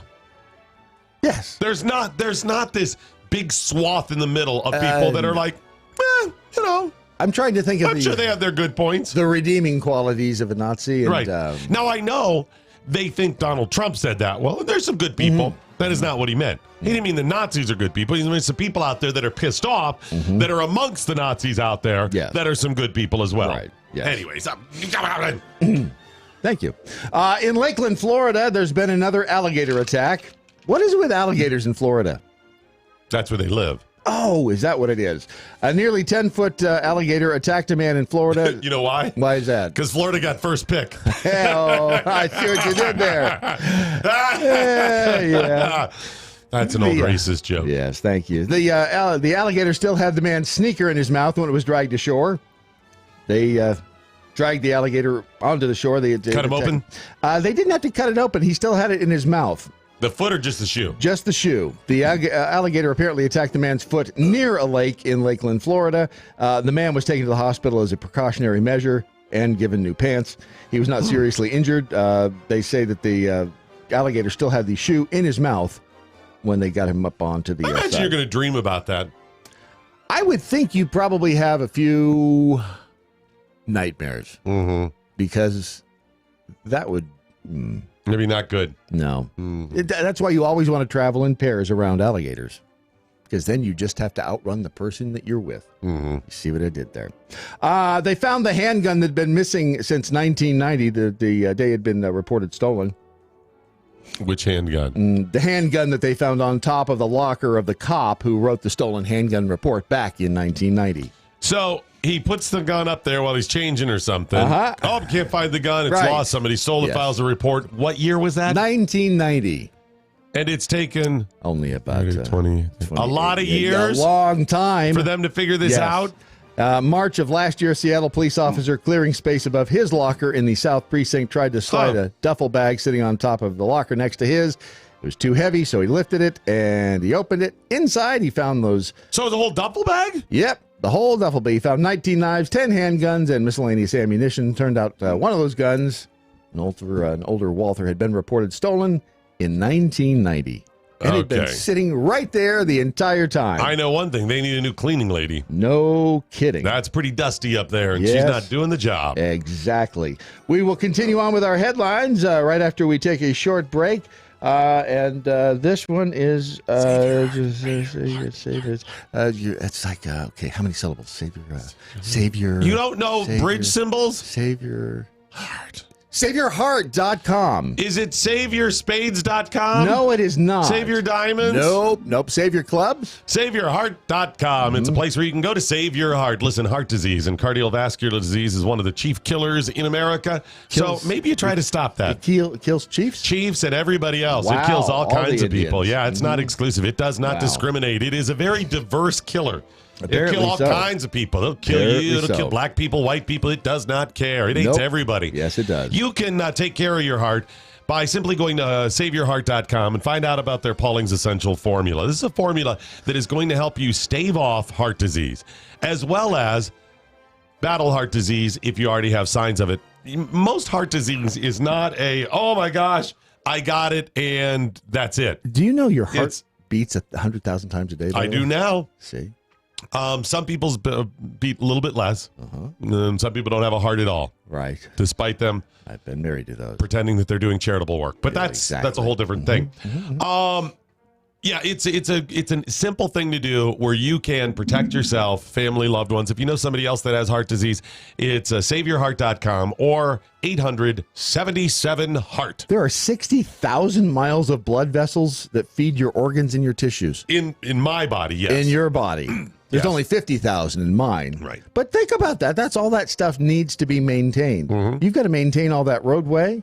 You've got to maintain that muscle that's about as big as your fist and beats 100,000 times a day. How many miles on it? 60,000 miles. Here's the thing. I am so poor, I'm thinking of tolling them. Wow. I'm putting up some tolls. That's a good idea. Yeah. Why have we not been doing this I know. all along? You know how much money I'm going to make from those stupid blood vessels, or blood cells and corpuscles and just been sitting plasma? They're getting a free ride on this, and I'm buying the road. Do you know where, by the way, do you know where blood is made? Where? Do you know where it's made? No. Never thought about this. In your spinal cord. That's where it's manufactured. What does that have to do? Why is that shocking? Did you know that? I do. I mean, okay. You didn't know it, did you? Did you ever think about that? When you bleed, where does the replacement blood come from? I know, but you say it like, Doc, you had all these spinal problems I'm or just something. saying that's where they make blood. Okay, that's an interesting fact. It And doesn't help me any without today. blood and a healthy heart. You were saying it like, and that's how you're going to be able to get into that safe that you can't remember the combination of. It doesn't really help me today. It's interesting. At my age, I just like to throw stuff out there. And No, that's what I just presented as a fact, not as a aha. Like, finally, I got out of where I left my car keys. Did you ever think about where blood is made? No. No one thinks about that. I know where the fudge is made. All right, Brad Staggs, please continue your headlines. Yes, indeed. It's Tuesday, December 11th, a migrant caravan update. They're still around? Yes, the migrants in Tijuana are trickling over and under the wall. A steady trickle of Central American migrants have been finding ways to climb over, tunnel under, or slip through the U.S. border wall to get onto U.S. soil and ask for asylum. Impossible. And remember, didn't they have to ask for asylum in the first state or the first country that they came to? Yes. So no one's following the law anywhere along this No, whole and thing. Mexico was all cool. They're like, yeah, we'll actually hook you up. You don't have to go to America. This is nuts. There are 13 days until Christmas, and I misspoke earlier. There are only 20 days until 2019. Okay. Unless it suddenly had been I was told there'd be no days. math. Yeah, me too. National Noodle Ring Day is today. Oh, thank God. Did you know Finally that? getting its due. Yeah, and you can find out about the complete history of noodle rings on Spoonie. Our No idea what sister noodle station. rings are. Chef Patrick, you might want to do a quick history of noodle rings. Chef Patrick will be on Spoonie.com today. If you want food and you want fun, check out his broadcast today, Spoonie.com, and he is on the air at 3 p.m. each and every weekday afternoon. In 1941, war was declared on this country. 1941? 1941. That would have been Germany. Declaring war upon Japan. the Germany. United States. That was the See? retaliation. Yes. I was looking at the dates, and I was like, December 7th. I knew they had an immediate session of Congress, but that would have been like the 8th or 9th. I don't know how far after. Because remember, the 7th was on a Sunday. So I don't know if there's Monday, Tuesday, and the dates were off. So once we declared war, they declared war on us. Which country was that? Yes. That declared war? Was it all Germany. of the Axis? It was Germany on the Or was United it all States. of the Axis powers? Well, what we're discussing in this particular segment is the fact that they declared it on the United States. Okay. That's Gotcha. And in 2008, he was arrested. This is wild. It's been 10 years. 2008. Oh, Blagojevich. Money. Oh, Bernie Madoff? Bernie Madoff. That's been 10 years ago now that he was arrested. Dude, I have to. I'm going to go do this. I have to go interview Bernie Madoff in jail. I have to find out about this guy. That would be. This guy has amazing things to teach us. And not just how to scam people. I told you what's going on in prison, right? Oh, he owns the place, no doubt. He does. Yeah, he has to. Honest to God, folks, he cornered the market on ramen noodles or cup of noodles, whatever they have in there. Did he really? He did. It's National Noodle Ring Day then. See it all it's comes all together. Connected. That's it. Just Subtle. saying. Time for a quick round of Who Said It? No. Who said there's so many people that know that we're going into the Lion's Den even within the party? Who said it? It's A.A. Mills. Whoa. She did say that. Yeah. It is her? We're going into the Lion's Den, even within the party. And our weird fact of the day, the colder the room you sleep in, the higher the odds you're going to have a bad dream. Really? You know that? Yes. I have bad dreams all the time. The problem is if it's warmer, then I wake up, it's too hot. Sweating, yes. Maybe that's why I've been grinding my teeth so much recently. Colder the room you sleep in, the higher the odds that you will have a bad dream. That is my tip to you today. My jaw hurt so much this morning. I had horrible dreams. Cobras! Not good. Those are your headlines. Life, liberty, and the pursuit of mojo. MoJo 50. It used to be that kids were off limits. In politics, there's an unspoken rule that the children of politicians are never to be publicly criticized because of the psychological damage that can result. Also, it used to be common for neighbors to keep an eye on their own kids as well as others' kids so that no harm could ever befall them. But is all of that changing in today's society? Is it still safe to be a kid? Let me explain. Recently, at a Sonic drive-in in Texas, 3 employees were accused of doing something so egregious that a child's life was placed in danger. Thank goodness for the child's older sister who was looking after him. Here's what happened.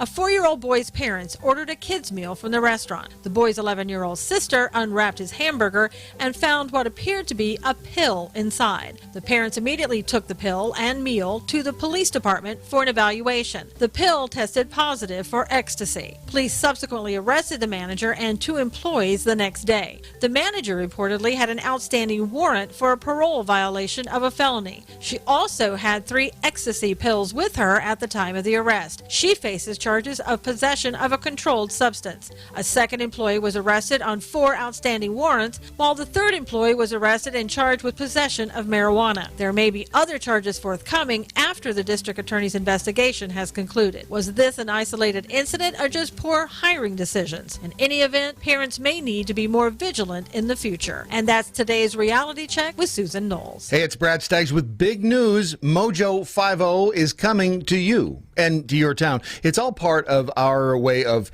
helping the veterans in this country. The MoJo 50/50 tour is 50 states in 50 days. And we're traveling across the country in a bus. I don't know what could go wrong. If you go to MoJo5050tour.com, you can find all the details, including to tentative stops and how you can be a sponsor. MoJo 50/50 tour, MoJo5050tour.com.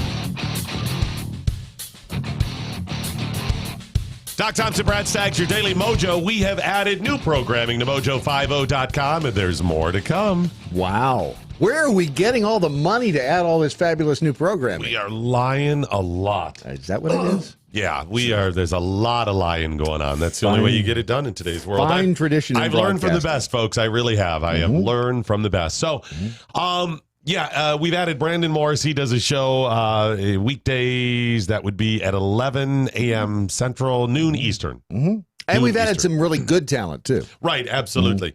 Who else we got? Man behind the glass. We've got some others that we've added recently. So we got that guy that we saw in D.C. that was with us. Yeah, that's Stephen Airy. He does the show called Defenders of American Exceptionalism. It's a great show. DoJo show. So it's the DoJo show from the Freedom Dojo. Yeah, every day at 3 p.m. Central, 4 p.m. Eastern. We've got Jeremy Hansen, who does the show called Unleashed. And Jeremy's live now on our Facebook page. Oh, awesome. So that's up as well. And then some of these you've heard for a while, folks, but they were kind of doing their own show elsewhere. And now we've brought them not just airing their show, but officially under the MoJo 50 banner. Now, the nice thing about that for you is to understand we're growing to the point that they will originate from here. It's not just us sharing other people's content, which is good. We're chaining them in the basement here at MoJo 50, and they are forced. Well, it's now the team. At one point early on, if you want to know how we're growing, we were a platform where we produced some content, and then there was other content we just shared from other people. Now that is content that we are officially producing. The more we do that, the more we grow, and we become we own the bitches, is what you're saying. That was a nice way of saying it. Yeah, it's a quick way of saying it, I guess. Maybe not nice, but just trying to intimidate. So we got those. What about Alan Jackson? Don't we have Alan Jackson on the air? Not yet. We're working on it. The country singer, Alan Jackson? Well, I've heard him on the air. Doesn't he do a show? He was with Fox News. No, who's that guy? It's not Alan Jackson. That's Keith Andrew Jackson. Keith Jackson, the old Nelly couldn't go all the way. Who's the guy that was with Fox News? It's Bob Jackson. Bob Jackson. Kevin Jackson. Kevin Jackson. Kevin Jackson. Bob Jackson. I knew it was a Jackson. Now he was with the Jackson 5, or was he one of the distant kids? Distant kids. Yeah. He was the white sheep of the family. Now, we do have Kevin Jackson in the late afternoons. Didn't he get unceremoniously rejected by Fox? He did. He was a contributor. He did. That's correct. Wow. And so he is working. We're carrying his program, though, right? We do carry his program. Okay. So he's not a MoJo 50 original. We do have a couple. Can we lie to him and get him on as an original? No. We're working on it. We're working on it. If they ousted him, isn't he tainted then? If he might be tainted a little bit. Let's. I think we need to interview him because he does a great show. By the way, Kevin's show is wonderful. He does a nice job, and the Cowboy Logic show. Don and Donna are awesome. Yeah, absolutely. Don is a little bit of a comedian, and Donna, of course, she's a former Fox News babe. So they do really well. I'm a little embarrassed because I had talked to them off the air on the phone one day with you, or at least Don, and we've had these different dealings with them over the past couple of months or whatever. I had forgotten that I met them years ago, and they say to Ron, they're like, "Does Doc remember us?" And I'm like, "No."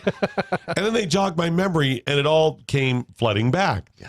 I spoke at a Tea Party event in Savannah, Georgia years ago.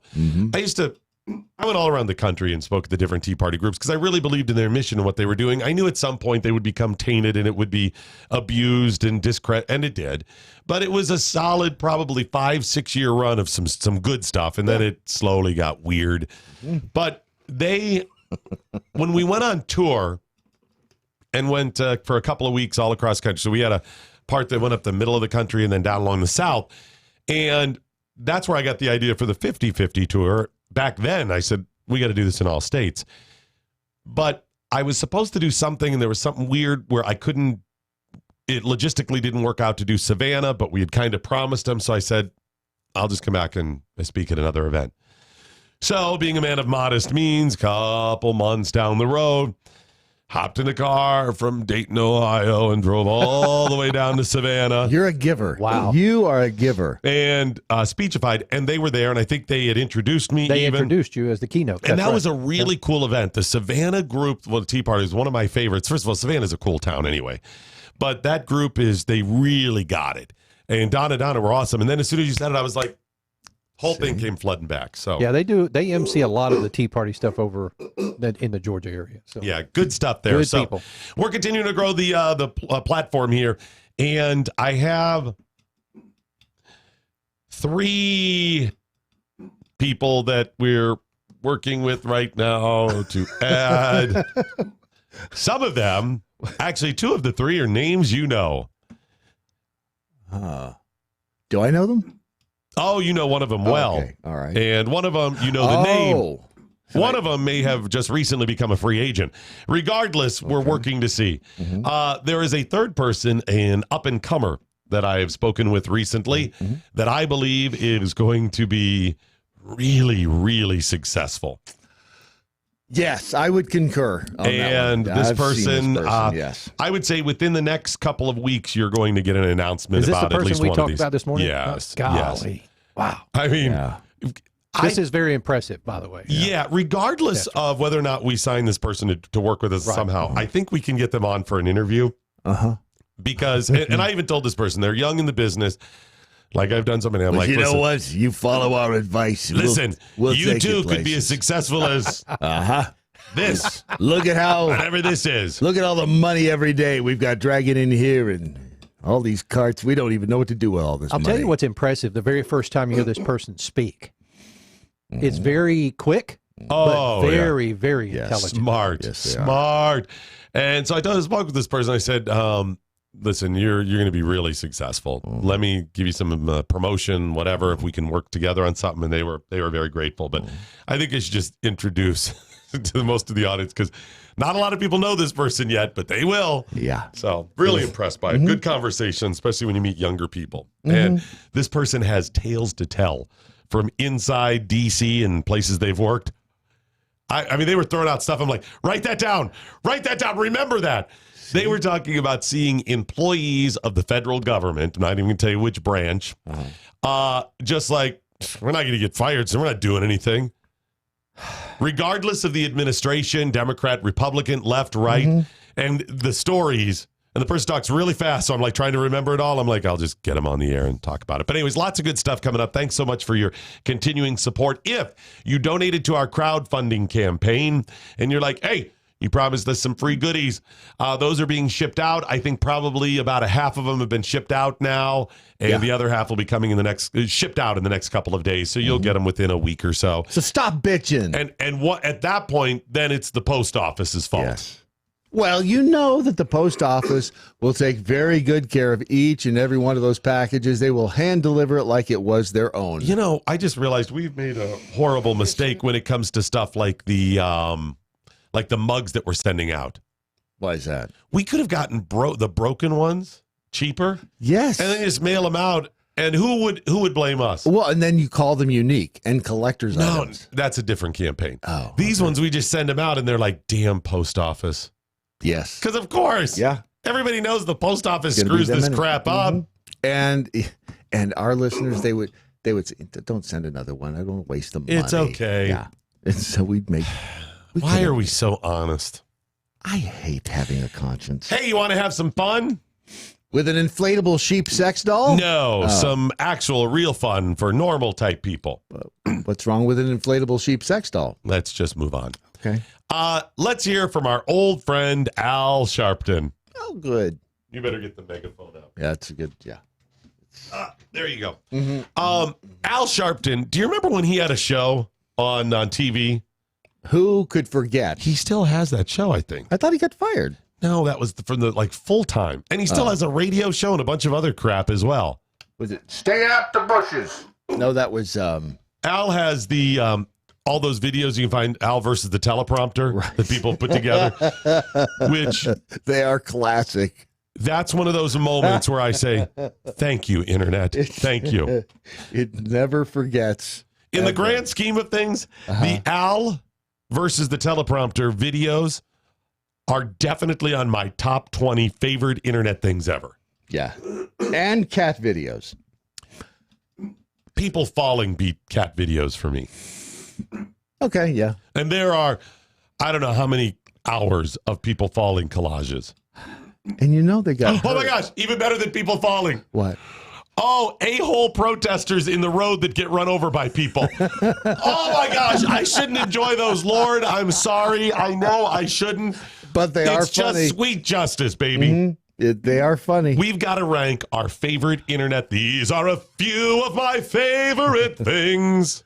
For this year. A-holes run over while protesting in traffic. Al Sharpton versus the teleprompter that rhymes with Raffic. Oh, my gosh. There's, no teleprompter that rhymes with Raffic. I just needed to fill it out there. It worked. So, Al versus the teleprompter. Definitely top 10. And this will be a new submission, something they will have to add to the what I think. This isn't so much didn't know how to read the teleprompter as just cannot pronunciate things properly. No, and he's not subtle when he tries to get out of a mistake. No, and I would say this too. I understand. There's plenty of things I mispronounce. Gotcha. Yeah. No. Al just has a far greater number of things that he cannot pronunciate properly. That's true. He can't quite get it done.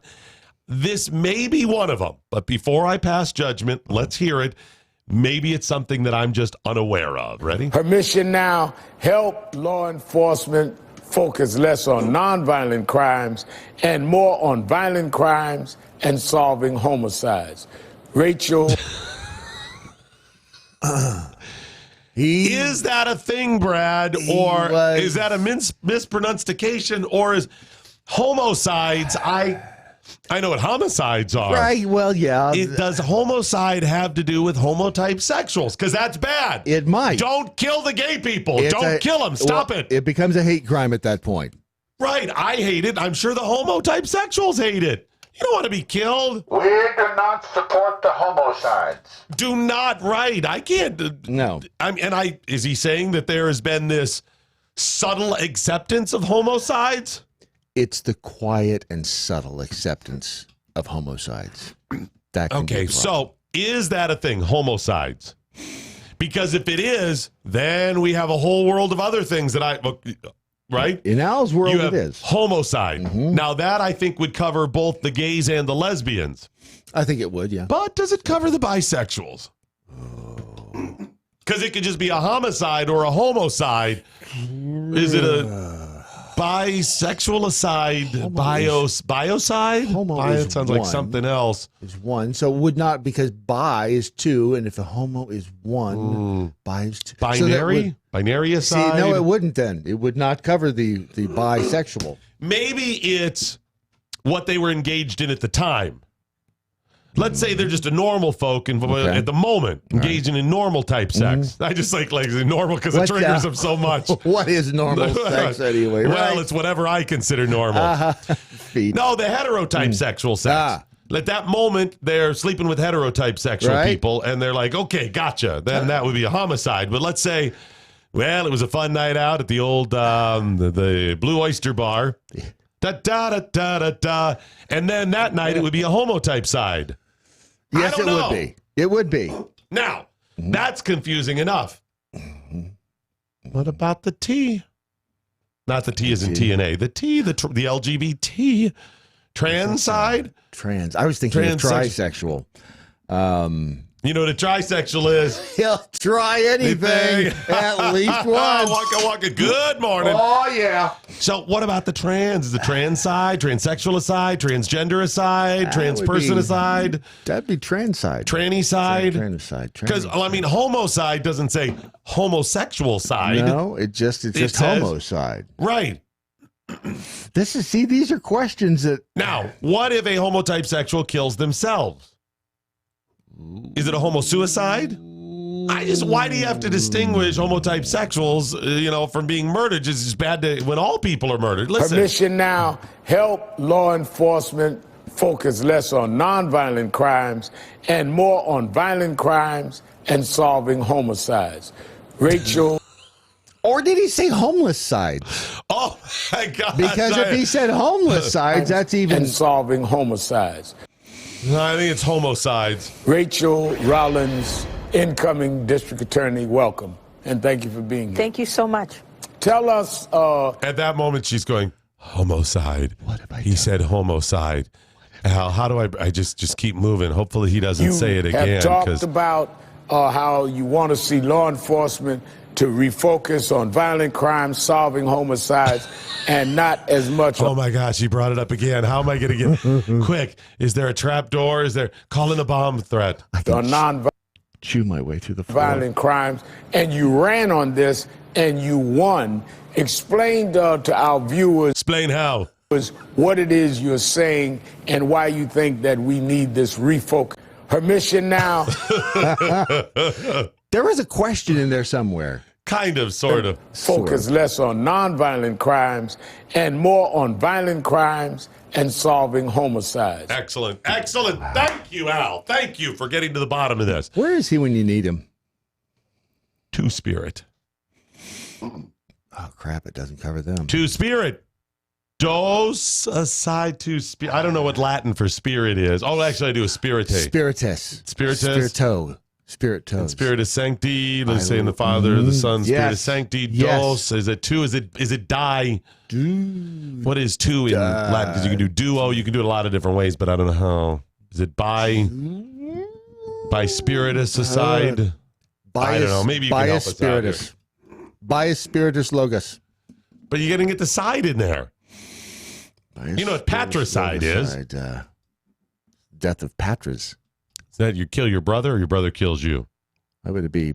Why wouldn't it be paternal? Why would it be your father? No, I think patricide, or is patricide? Or it said when you kill people named Look it Patrick. up. Look at patricide. All right. Patricide. That's a good point, because don't you think of paternal? But I think that's when you kill your brother. No, that's fratricide for fraternity. Patricide is, I think you kill a parent. Fratricide is killing your brother. The act of murdering one's father. Yeah, that makes sense. Or one who murders one's father. Now look up fratricide, and that's killing your brother. That's what it is. And that's where you get fraternity is like brother, yeah.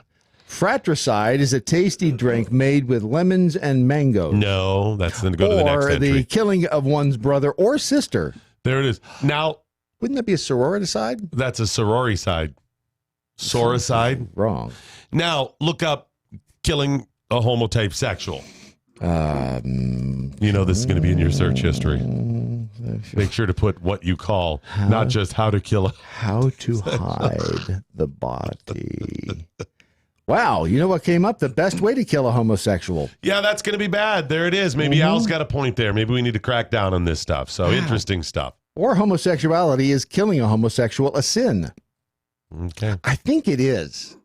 I think they talked about that in Bible class the other day. Well, in some churches, I'm not sure they focus so much on that. Yeah, well, there's that. All right. Well, thank God Al Sharpton's out there doing what he can to help everybody out. And it's good for him to bring these things up. You know who else is helping people out? The good folks at the Rich Solution. Yes, they are. And I need to get some of their, because they have a bunch of different formulas out there. Oh. I think you need the one for cognitive function.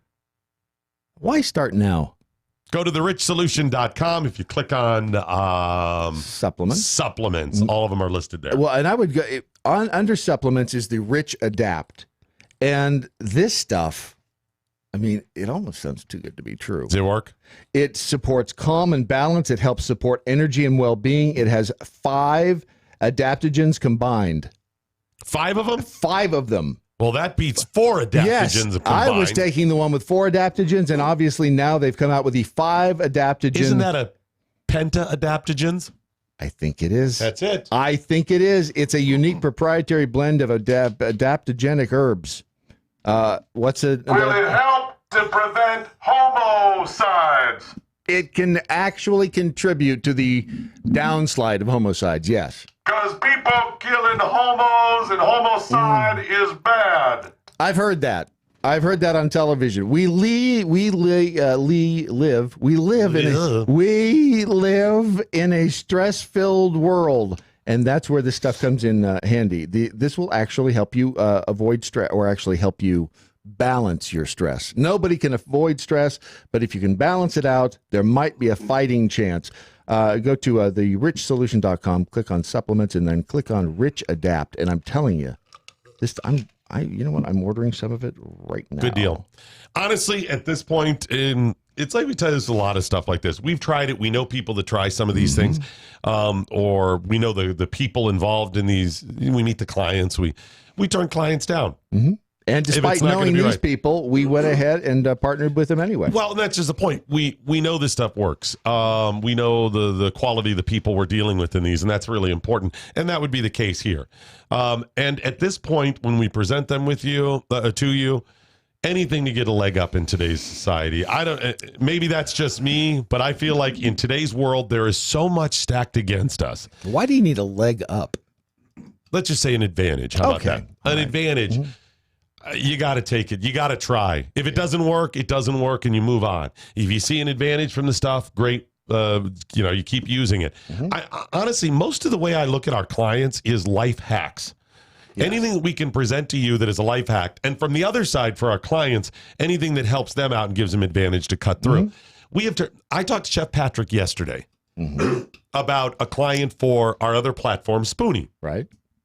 Yesterday, he says, hey, I've got this client. And it's trying to remember what it was. It's a flavoring that you would put in certain foods. Anus flavor, perhaps? I think they probably have anus as well. Good.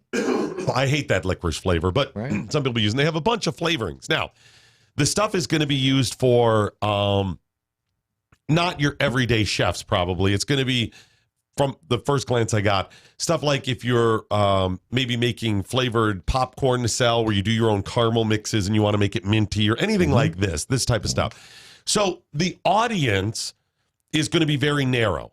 Okay. So if there's 1,000 people out there and you're selling potato chips, you probably have a potential audience, people that would buy potato chips of over 900. I would think so, yes. Maybe not everybody buys the same level, but less than 100 is going to be like, yeah, I just don't eat chips. I would never buy that. Right.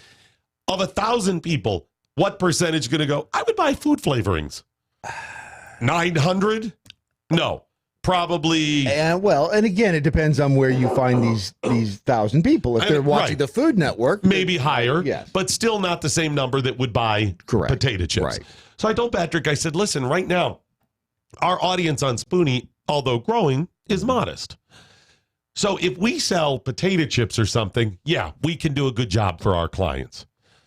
But right now, a food flavoring company, we're probably not going to be able to give them the bang for their buck until we grow the platform, get more listeners, and then more people within the industry or people that would do this focus on the channel as well. And then you're going to be able to sell to them. Right. The point being is there's clients we tell, guys, we're not going to work for you right now. It's just not going to be a product that we get enough people that would be interested in purchasing. This is our commitment. We could just go and take their money, but it's not going to help the client. Right. And I know people who've done that in this business. It doesn't help the client. It doesn't help the audience. So for the client, let's help them. Let's give them attention and exposure and do some good for them. Let them see the return on their investment and grow with us. As an audience member, if you're hearing this stuff, it's because it's like life hacks, things that'll solve, and people we know we can trust, good, solid products like that. So I told Patrick, I said, tell them we'll grow with them. We'll help them out with, commercials somehow, some lower sponsorships on some stuff that we have extra stuff, available slots or commercials. And then down the road, when we get to the point where we think we can do good, we'll tell them. That seems reasonable. We are good people. Just ask us. And Shadow, you nailed it on the head. MoJo 50 Radio turns clients down. Good to know we won't be tortured by Pig Feed and Ricky. You like money? You like food flavorings? I do. I love food flavorings. I love food flavorings. You like being scammed? I do too. 1023rd, 1024th, Jack Hole, NAC. Aren't all the students who want to remove a black man's name from a building automatically racist by 2018 standards? Yeah. See? Yeah, I guess so. Guess you could. The world is so complicated. Why did they have to make the world so damn complicated? Do you remember? I miss the Cold War so much. It was, you knew who to hate. Who did we hate? It was Russia. Russia. We hated Russia. We hated China a little bit. Yeah, but not as much as Russia. Well, when you got up and you got tired of kicking Russia around in the media or in movies, what did you do? You're like, yeah, I know. I'm just tired of kicking them around. Who's also kind of bad? Red China. Yes. Right? Yes, and they were shorter. Yes. And so you could kick their ass easier. So much easier. Russians were kind of hard. They were hard to kick their ass because they were used to the cold climate. And as I pointed out before, liberals were fun, right? They were the one that had the good drugs and the kind of easy chicks. It was great. Man, I miss those days. The world is far too complicated. All right, we'll get some communiques coming up. Also, a lot of interesting news to get to today, including kind of an entertainment update because we have some really interesting entertainment type stories to get to. People, entertainment figures. I was going to say entertaining. I guess that's unlike subjective. us. Right. That the names that are in the news for various reasons. Communiques now. Yes, just clicked over here. And let's see here. Let's be frank in PA. I think Sharpton should worry more about logo side. No, I'm going to have to think. Logos. Yep. Logos. What did he do with logos? Legos. What did he do with Did logos? he say logos or Legos? Logos. Yeah, logos. What about them? Dude, you don't remember the logo story with Al Sharpton? I don't guess I do. Look it up and watch the video. Okay, I'll do that. Sputtering Deck, please, guys, don't discuss vocabulary. Apparently, you guys in Al Sharpton don't have the internal capacity for it. Nope. I'll give you that. Sputtering Deck, this is why you have no friends. This is exactly why. Well, that's why I admitted it. And Coop 1, patricide is killing. somebody. Exactly. I got it. What's wrong with just calling it killing? I got it, though. I mentioned I thought it was no, it's for fratricide. We got it. It just takes a while. One of my top 10 internet video fails is strippers falling off poles. That's from Stephen English. That's pretty good. Funny. That's good stuff. Have you ever seen those? I've not seen them falling off. You ever seen it in person? I support single mothers, so I'm not going to laugh at them falling off of those poles. I like the ones when you can hear the from the pole against skin. That is just wrong. Sad news, Brad. Sad news. I'm sorry. What? In the world of entertainment. Oh, no. The Situation is going to jail. From Jersey Shore? The Situation has been sentenced, Brad. Sentenced to 8 months in prison for tax evasion. And he will begin his 8-month sentence on January 15th. Wow. So they're putting him away for how much money did he owe? He didn't pay taxes on, let's see, it was $9 million of income. Is that wrong? He refused to pay taxes. Is that wrong? If not paying your taxes wrong. I'm not getting into the tax code at this point. Right. I think people understand my position, but at this point it is the law. And he failed to pay taxes on $9 million of income from 2010 to 2012. He's going to serve 8 months in the big house. How do you do that? How do you not pay taxes on the money? I don't know why you would be so dumb. His brother also got convicted as well. He was in on some little thing they were doing. Did you just the bigger news? I don't know how he could be so dumb. Have you seen him? I mean anybody that does that. It's like, guys, this isn't going away. They're going to get you. So yeah, he's going to be in jail. As a side note, Jersey Shore prison vacation begins Thursdays at 8:30 on January 15th. You know, those guys on Bravo. They thought they would be famous forever. Do you know the bigger news is that in those 2 years he made $9 million. Doing what? Being the Situation.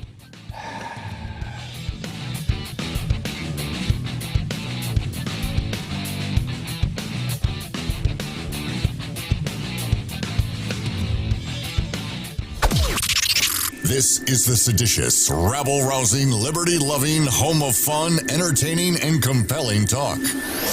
MoJo 50. News this hour from townhall.com. I'm Rich Thomason. With the possibility of a partial government shutdown looming next week, the two top congressional Democrats meet today with President Trump at the White House. Chuck Schumer and Nancy Pelosi will talk about government funding, including the president's demand for $5 billion for the border wall. The Democrats offering only $1.6 billion for border security. Federal judge siding with the Trump administration in its decision to end a program allowing legal Central American immigrants to bring their children and other relatives to the U.S. More than 1,300 people came into the U.S. under the Obama administration program, designed to stop children from traveling alone to unite with relatives already in the U.S. legally. But the Trump administration revoked approval for hundreds more in 2017. Immigration advocates sued, but now a San Francisco federal magistrate has thrown out much of their lawsuit, saying the Trump administration did have sufficient policy and legal arguments. Judge Laurel Beeler also rejected arguments the decision violated due process. I'm Jackie Quinn. 5 U.S. Marines missing in a military plane crash off Japan have now been declared dead. The military says a refueling plane with its 5-person crew had collided last Thursday with an FA-18 fighter jet and crashed into the sea off Japan's southern coast, and that search and recovery operations have now been halted. 2 crew members in the FA-18 were recovered after the accident, but one died. The Marines say the survivor was in a stable condition when rescued. Correspondent Charles Deladezwa. A woman is accused of being a Russian secret agent has likely taken a plea deal. In a court filing, prosecutors indicate Maria Butina's case now been resolved.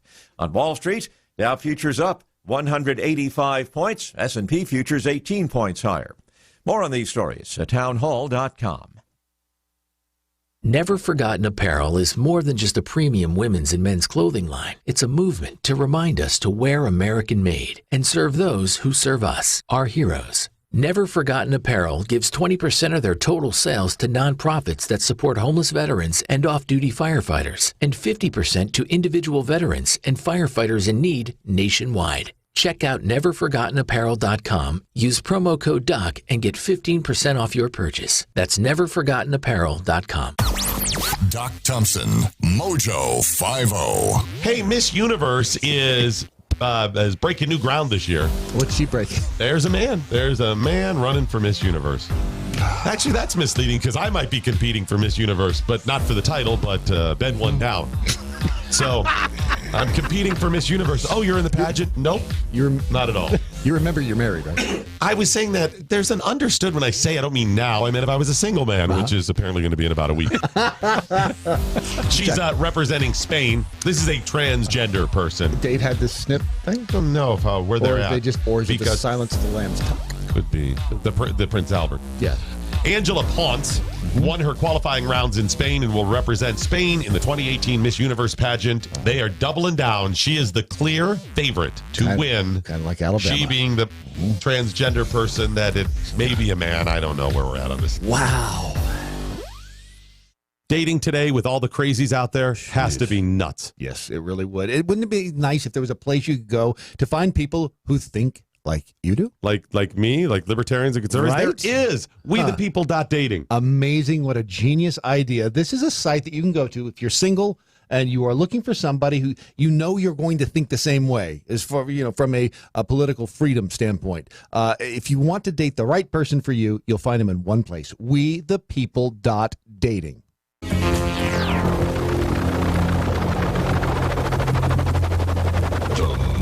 Ship has landed.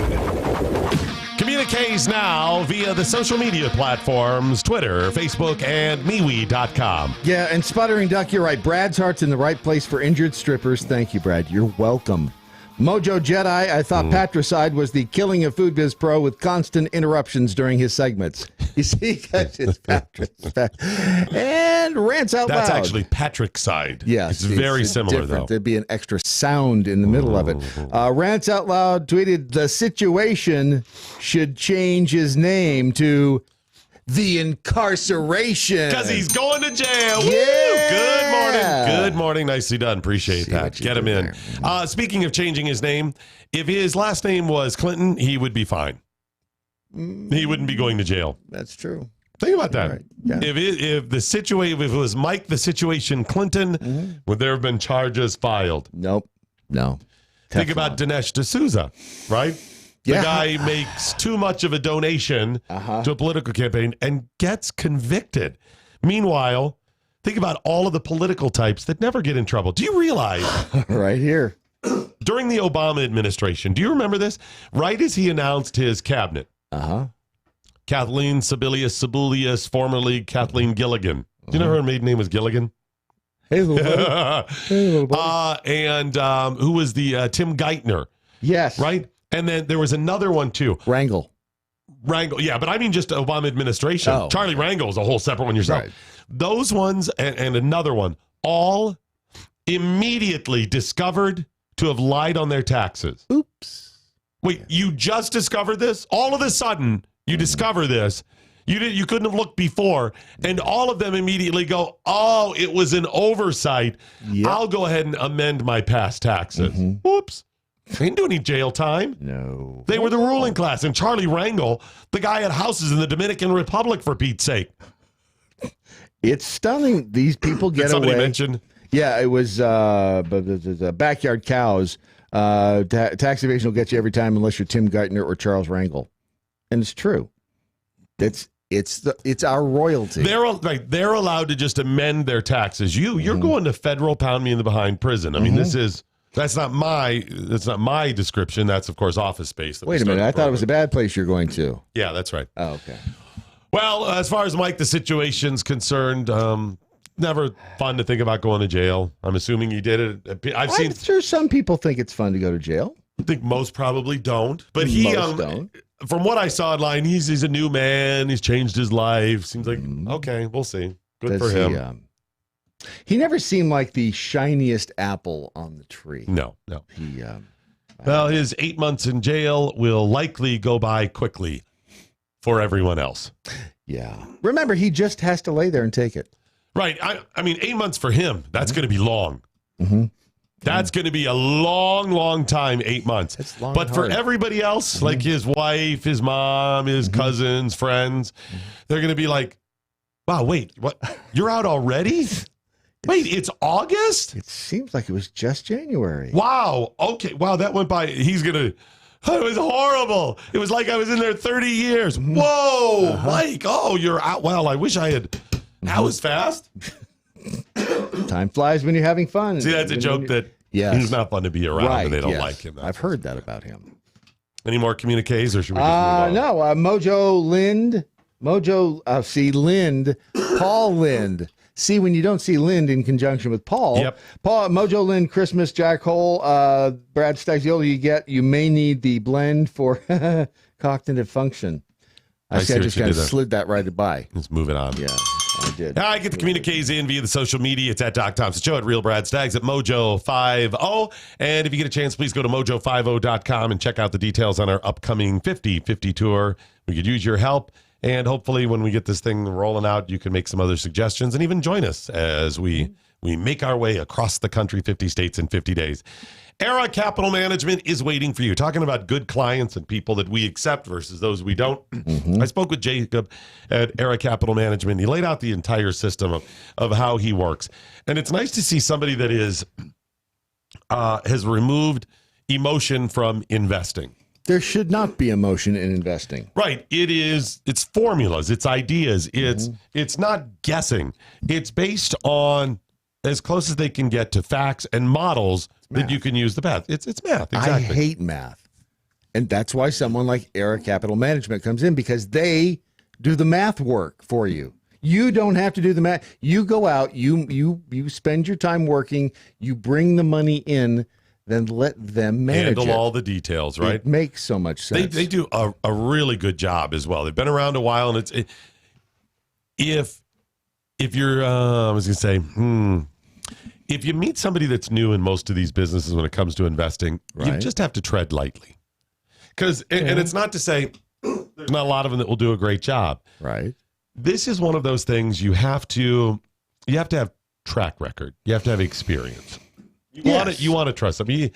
You're literally gambling if you roll the dice on an unproven, person. I say proven meaning somebody that's been around a while. Been around the block, has some experience. Has learned from the ups and downs of markets, whatever.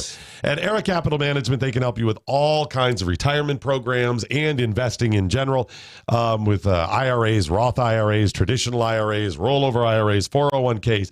If you have a 401k that's been around a while, maybe an old company you used to work at, you need to go ahead and roll that over. Call Era Capital Management or visit their website, eracapitalmanagement.com, and they'll tell you how to do this. They'll take care of it for you. If you're investing, maybe you've got that retirement plan. Do you really think Social Security is going to be around for you? The government said it would. And how much help are they going to be? You've got to get serious about your retirement and investing with Era Capital Management. So if you have clients with $50,000, $100,000, $200,000 in investing, contact them today and just listen to what Jacob can do for you. Let him take you through the step. By the way, I got an email from him yesterday. He said, hey, he's had a lot of traffic to the website, that there are a lot of people checking him out. Thank you so much. Era, ERA, Era Capital Management. Era Capital Management, LLC is a registered investment advisor. See website for more disclosures. It's eracapitalmanagement.com. Excellent. I don't want to take care of my Do you have an old 401k that you haven't paid attention to? I think I do. And that's most people, when they leave a place, I say most people, a lot of people forget it. You just forget. And then it ends up in somebody else's account eventually. And well, it's not working for you as it should. No, it's not. I will be, advantage. And I already told him this, in the coming couple of weeks, I will be transferring an old 401k that I have from a company that I'd rather not have it, have it. With them in the next couple of weeks. I was really impressed by him, and I said, I'm going to wait a couple of weeks before I actually do this so the audience can be familiar with you, eracapitalmanagement.com, and then I'll tell them about my experience of having them, because, I mean, I don't know what it takes, what I have to do. Tell me. I'm not an expert on this. That's because working with money is hard. I can spend money like nobody's business, but saving and investing it, no. I'm not going to do that by myself. That's one of the most difficult things starting a business is you don't know how to do it. Now, if you have 50 years as a widget maker, and you decide to start your own widget making company, great. Right. You know how to make widgets. Yes, you do. So you do that. Do you know how to run a widget making company? No. Okay, even if you have 50 years of experience running a widget making company, you decide to start a widget making company, do you know how to start a widget making company? No. See what I'm saying? Those were all very different things. Yes. Once you go through that process, then you're like, oh, I got it. Yes. Got it. You're good at making widgets. Let somebody else handle the other stuff. And this is what they do. So let them tell you what they can do better than I can do for you. It's eracapitalmanagement.com. That's eracapitalmanagement.com. And now, the totally acceptable racist joke of the day. You love these, don't you? Yes, I do. Brad Waits. What's the most difficult job in the world? I don't know. What is the most difficult job in the world? Police sketch artist in Europe.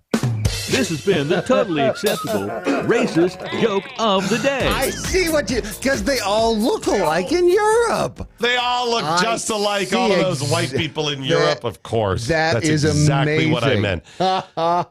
Gene Simmons, you remember that guy? Yeah, that white guy. Richard's brother, right? Yes. No. Not even from the same family. You can tell by the tongue. That's a really weird one. You're like, Gene, Richard, very different. Yes. Gene Simmons, formerly of Kiss, was recently sued by a woman for sexual harassment and groping. Gene Simmons has now been caught up in the hashtag #MeToo crap. When did this happen? In 1975? She said in 2016. Now, this is the most recent. There's been other ones, but this one in particular surrounds a situation where she said they were opening one of his new restaurants. He has Rock and Brews restaurant. Did you say the situation's involved too? No, He's going to prison. This is a different situation. Oh. She was working as a dishwasher at one of his Rock and Brew restaurants. Yeah. Have you ever been to a Rock and Brews? No, are they good? Yeah, there's one out here in Frisco, wherever it is. It's some. Okay. That way. Is it good though? Yes, it's very good. Because some of these ones that celebrities start, right? Yeah. I don't know what Planet Hollywood's like yet now. Even if it was, is it still around? Yeah. Okay, because back in the day they were. They had some good stuff, but Rock and Brews has really good food and a. Back in the day, and I have not eaten at a Hard Rock Cafe in 20 years. Back in the day, they were. Yeah, Hard Rock was never really all that great. Meanwhile, Jimmy Buffett's Margaritaville, legit. Yes. They had the food. They had They had several good things. One of the ones I remember, a meatloaf sandwich that was awesome. Jimmy Buffett is a brilliant businessman who just happens to be able to sing, sort of. Sort of, kind of. And it's fun. It's a cultural thing. But anyway, so Kiss, I'm not familiar with the Rock and Brews. It's very good. So it sounds like he's doing them. This woman's working as a dishwasher, and she said that he groped her. She said she agreed to take a photo with him when he came into the kitchen, but alleges that he reached over and forcefully placed his hand on her vajayjay. What? Completely covering it. He either has really big hands, or she's a small woman. Why would he do that? That sounds stupid. She said that she saw him act in it was a quote, and this is from the court filings, sexually charged manner later in the day with other women. Wow. He was just a bull in a china shop, wasn't it? So she's actually just defending other women out there. Yes. Why would he? He's not a stupid guy. He is not a stupid guy. He's not, I guess it's possible in the realm of possibilities, but does that sound like something that any sane individual, a businessman who is going to one of his restaurants would do? No, but I will say this. Gene Simmons, I would guess, has a really big ego. Probably. I don't mean that in a bad way. Listen, you have to have an ego to be, yes. In entertainment, folks, you have to have a large ego to do it. You've got to pump yourself up where you can go out on stage and say, I'm going to get this done. I get that. Stand up. The difference is when you start doing that off the air, or off stage or off the movie set. On the set, we're not curing cancer. We're nothing special. Entertainers, I'm not saying we're important. I'm just telling you how it is. I'm important. When you have a bad day in your life, the person, you're a dishwasher, you're a doctor, whatever. You, the lowly listener. No. I mean, like even a doctor. Oh, right? we all knew what you meant. You can kind of muddle through and get through. Even a doctor, you got to be on your game as far as the operation goes. But if you're an a-hole to people around you, if you're not presenting a good front, okay, I guess at bedside manner, that's important. Waiters and waitresses, people dealing with, but again, that's dealing with customers, or a salesman at certain times. Yeah. But on the air here, you got to bring it. You got to be bigger than life. Yeah. The problem is, and I've known cats like this, off the air, off stage, they still have that huge ego and they believe their own crap. Yeah. And the ironic thing about it, it's based on their own insecurities, their own desire for attention. Yeah. Off the air, I love meeting people. I'll talk to people, hang out. It's great. It's wonderful. I'm not necessarily meeting people at the airport and it's like, oh, thank God somebody recognized me and I'm getting this attention. It's just nice to meet people. Okay? Says you. Brad is really kind of a recluse. The older I get, I sure do like the quiet. So I get that. I would be willing to bet Gene has a huge ego and he's been so successful and in a unique way successful because he didn't have commercial airplay with Kiss and stuff. Right. It was really cult following and yet a huge cult following that I could see him having that ego off the air. But going up to a woman and just, she says he covered it. He didn't. Did he grab it or cover it? Maybe it was in danger of being struck by a projectile. It said forcefully placed his hand on her vagina, completely covering it. I don't know why that would be relevant. Maybe there was a plate or perhaps a ceramic mug. I think she probably put that in to tell it wasn't, he just boop. It was more of a, I do that to people's noses. I've never considered it doing it that way. So certainly neither has Gene. If you walk up and go, boop.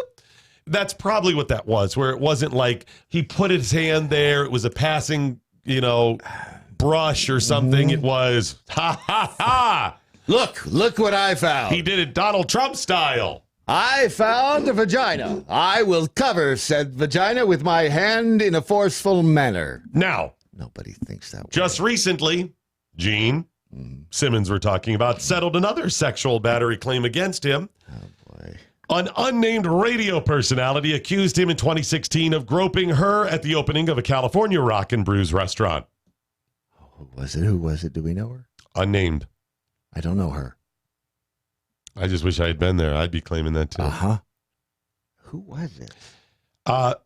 Gene said, friends, I intend to defend myself against any alleged charges you may have been reading about in the media. He claims he's innocent. If they settle, and by the way, lots of times people settle cases even though people are innocent.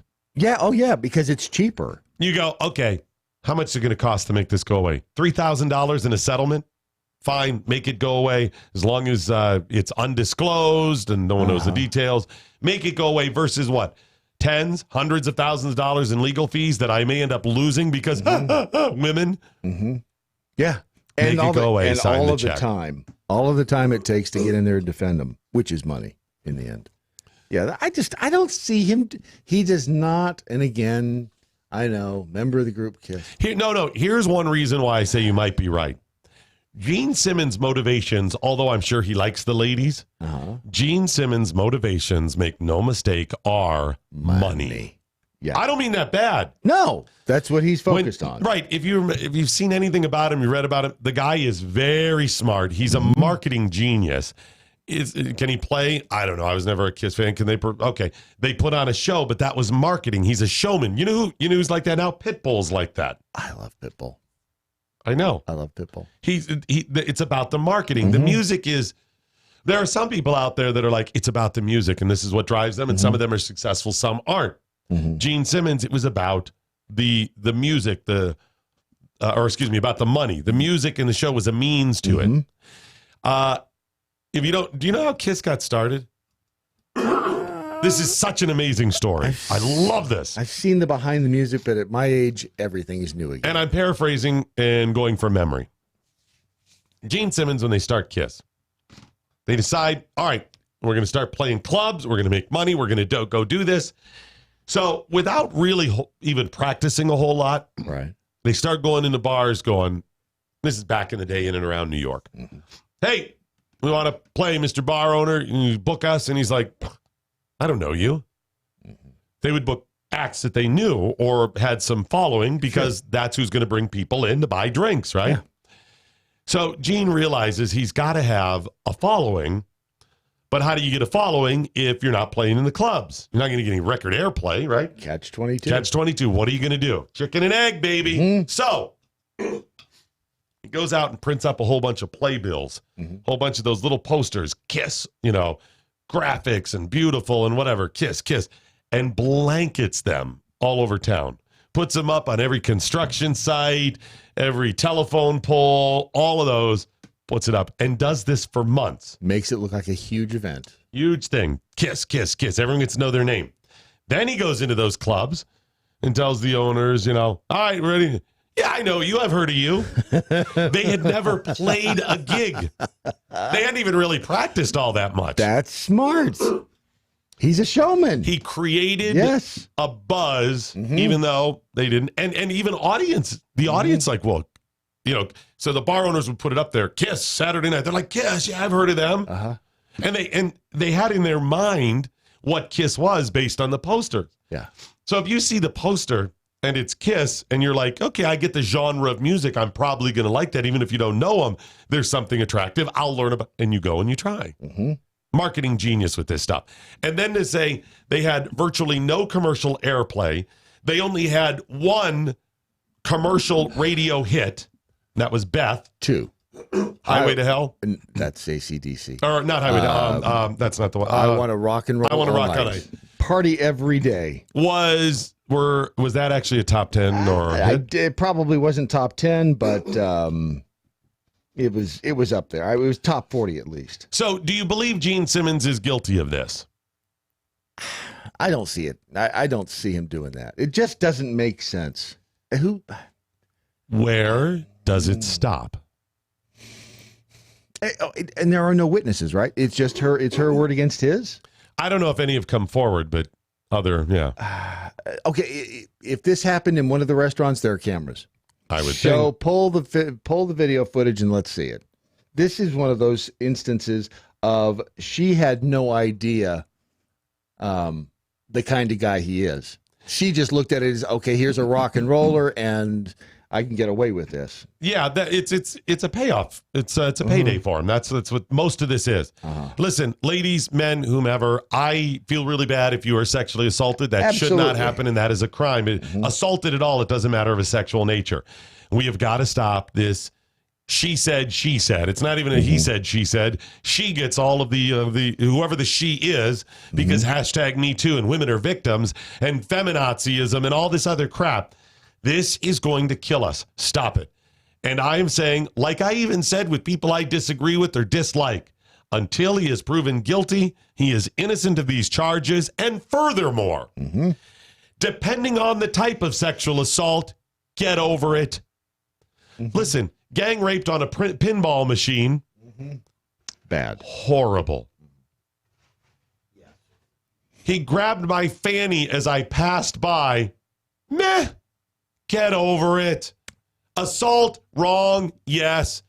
That's hey buddy, did you grab her ass? I'm going to kick your ass. That's the response there, and you move on. It's that the bartender, the waitress. Remember that video where the guy grabbed her butt and she turned around and decked him. Guess what? There you go. Play that video more. Yeah. Proper response, done. She defended herself. And furthermore, Brad Staggs, we live in a world where people are shocked, I say, that a rock and roll star grabbed somebody, sexually assaulted them, touched a lady, if true. This is shocking to you? I want to rock and roll all night and party every day. That's right. What do you think party meant? That's grabbing. Drugs and sex. Yes. Sex, drugs, and rock and roll. And who doesn't know this? Ho, what's this? Rock stars are grabbing women by the hoo-has? Let's be frank, and PA brought up a very good point. Possibly it is restaurant policy that your vagina must be covered while in the kitchen. You know what? That's probably health and code. Gene Simmons was simply... As the proprietor of this establishment, and for some reason he sounds like a Southern gentleman at this moment. Yeah, he does. I must tell you that according to health code, you're a JJ, and that is written in the code that way. That's a clinical term. You know that, of course. Must, in fact, be covered at all times inside the restaurant, especially the aforementioned kitchen. Allow me to demonstrate. You like thus. Also, waka waka honk honk, your breasticles must also be covered. That would be a healthcare violation, health code violation. To help with that, I bring in Al Franken. And Cory Booker. They'll get it all covered. Booker, I barely knew her. We lived at a time, Russia bad, China occasionally bad. Get over it, tough love. You know what? Crime is crime, and you should pay the price. Yeah. We put crime into perspective. The reason we have felonies and misdemeanors, right? That one really bad, greater punishment. This one less bad. And sometimes we wouldn't even report crimes because I got this myself, or the level of violation was so minor. Who cares? And we also lived at a time when you understood that there was probably a greater chance you would be sexually assaulted by a rock star than, say, the guy behind the glass. That's Ron. I miss the days when we simply put crime in a bottle. Was that a Jim Croce thing? That was a stretch, man. Thank you. The Radio Revolution, MoJo 50. By the Numbers with Andrew Coppins is powered by TarRiverArms.com. They've revolutionized online firearm sales with high-resolution pictures, 3D imaging, and the best prices. How much will you save? Find out at TarRiverArms.com. That's TarRiverArms.com. Today's number is 4. NFL ratings are up just over 4% overall in the 2018 season after a dramatic decline of 9.7% last year. The 2018 season didn't really start off that strong, with an Atlanta-Philadelphia matchup seeing a 13% decrease in numbers from last season's opener. However, year-over-year numbers are going up, and it's becoming a weekly thing for the NFL. So what changed between 2017 and 2018? Fans may notice that one thing in particular has changed. No more live look-ins at the national anthem. Simply put, the national anthem controversy started to cost the NFL broadcast partners money, and that wasn't going to stand. The massive decline in ratings in 2017 meant a decline in what businesses were willing to pay to advertise on NFL games. The broadcasters, they saw a 1.2% spending decrease in 2017 and a rapid trend down in advance dollars for 2018, according to Adweek. So that meant finding a way to get people to tune back in, and their strategy of not showing the national anthem or talking about the protesters anymore seems to have been the right move. It isn't as if much else has changed. Controversial rules continue to be implemented, star players have been injured, in defense, where is it? Another number to know? 9. As in Sunday night's Bears-Rams matchup was NBC's 9th game this season with at least a 13 overnight rating, more than doubling all of last season's 4, and also ahead of 2016's 8. This weekend's overall numbers were the strongest since the 2016 season, an obvious sign that fans that were once turned off have started to tune back in a major way. So much for the NFL being dead, even if it is dead to you there, Doc Thompson. This has been By the Numbers. I'm Andrew Coppins, and you can follow me on Twitter at The Coppins Show. Bradley J. Saggs, I am going to challenge your knowledge. That Kiss had 2 hits. I think they did have 2 hits. And we have to define what hits would be, so they would have to be I think they were not as commercially successful as you apparently believe they are. I think that I'm going to the top pop singles, the Whitburn book, the Bible of charted songs. Stole that from Biff. Yes, exactly. I'm going to this book. This that is book important. that no one uses anymore because we have the interweb. You see, they don't have to print things on dead trees. I bought this now. book years ago. Damn it, I'm getting as much use out of it as possible. That's fine. How high did Beth chart? The song. I'm going to say top. I'm going to say number 5. What did I say? 5? 5. Number 5. I got as high as 5. You're going to say it reached number 5. I will say it reached number 5. Final answer. And I want to rock and roll all night and party all day. Party, How high? Not party all day. Party every day. Party every day. How high? 18. Okay. Number 18. I'm going to say that Beth reached 7 on the charts. So, and this has got to be best without going over. No, you can be as close as that. Okay. You So said just 5. closest, yeah. I Let me said look 5. this up. It was their only top 10 hit. 1976, charting September 4th, 1976. And it reached number 7. I am spot on. You cheated. I did, because I originally said 10. You cheated. Okay. Yeah. So, and I, without looking, came within 2. And I came within 3. Damn it. Rock and roll all night. And party every day. May 17th, 1975, reached number 68 on the Billboard Top Chart. 68. That's it. 60. All right. Now, so what did I say? It hit 18. So yes, I said 32. I was closer. Well, it's 68. If you take the 6 and the 8 and add those together, it's 14. Before you hurt yourself, let me finish. Okay. It then recharted a year later. Yes. Are you saying there's still a shot? Number 12. Yes. Damn it. I knew it. I knew that they had some, but that was it. Those are the only 2. I can't believe Rock and Roll All Night was that early. I thought it was late 70s, early 80s, but yeah, 75. No, because in the 80s, that's when they took off their makeup and they tried to make it a go without Holy the makeup. moly.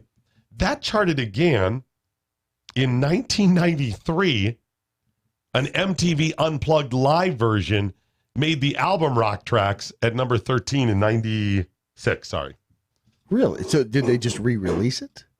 I guess. It probably was a spontaneous thing where it just kind of did itself. One of Queen's songs did the, is it We Will Rock You? It's been a hit in 4 different decades. Yeah. Something crazy like that. Detroit Rock City never really charted at all. But I didn't realize they had as many just outside the top 10. I didn't think they had hardly any, but they did. They had Hard Luck Woman in 76, that was 15. Calling Dr. Love in 77, that was number 16 on the charts. New York City Groove, I don't remember that at all. That hit 13 in 78. In 79, I Was Made for Loving You just missed the top 10. Yes, that was actually a good song. That was actually just higher than, it was number 11. It was just higher than Rock and Roll All Night. That was a good driving song. Kiss, they, I mean, obviously, in most acts do make all of their money, on the road and in concerts. Kiss really, they sold a buttload of albums, and you're right, they did not have a whole lot of support from radio because they were hard to pigeonhole. They were rock, but they weren't. But the lesson here is their model became, we don't need radio, we'll do it a different way. Yeah. And back then that was very difficult to do, but being the entrepreneur that he is, Gene just figured it out, and good for them. And is he a Republican? I think he actually does lean to the right, if not staunchly in the right, and it's about the money. Yeah. TarRiverArms.com, waiting for you to purchase your next firearm. They have revolutionized firearm purchases, certainly online firearm purchases, by making it very user-friendly. I think that's the overall way. You've got the 360 imaging. You can spin the gun and look at it from all different angles. And they've got the high-resolution pictures, so you can really zoom in and look at that gun. And next year, remember, coming is the 400-degree revolution. You can just keep spinning all the way. It'll go, most people stop at 360. They're giving you more, though. They go the extra 40% starting next year. And it's not just guns either. They've got sights. They've got silencers. They've got accoutrements. Yes, they do. I mean, you really have to dress up if you're going to buy a gun, accessorize it. It's like jewelry. You can't just walk out with just the gun. You have to come out with some accessories too. And a silencer this time of year, because Silent Night, see. I see what you did. Look, if you're gonna Matt's in my head. If you know somebody who's a gun enthusiast and you're looking for some gun related presents for them, look at Tar River Arms, because it's not just the guns, it's the sights, it's the accessories, the silencer, it's everything else. It's America's virtual online gun store, selling like you've never seen them sell guns before, because these are really high-resolution pictures. It's tarriverarms.com. If you support the veterans, so do they, because it's veteran-founded and operated. tarriverarms.com. They are doing so well. Thank you so much for supporting them. tarriverarms.com.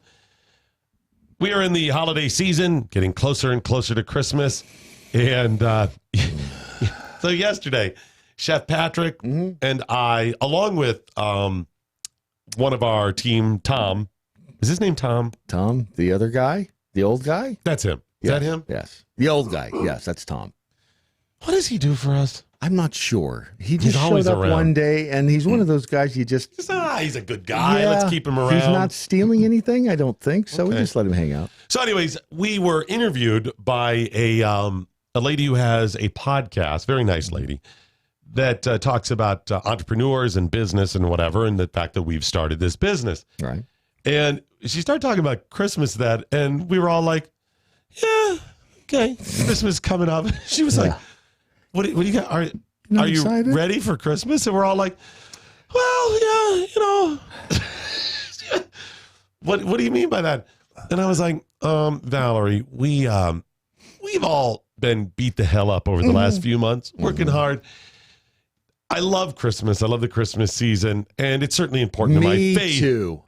You don't so much. I do. It's important to my faith, but as far as getting in the spirit early in that, it's a lot of work right now for me. Yeah. So I'm just kind of trying to get beyond this year. I'll be happy when it's done. You don't enjoy Christmas so much. It was the... I don't need to go into the story.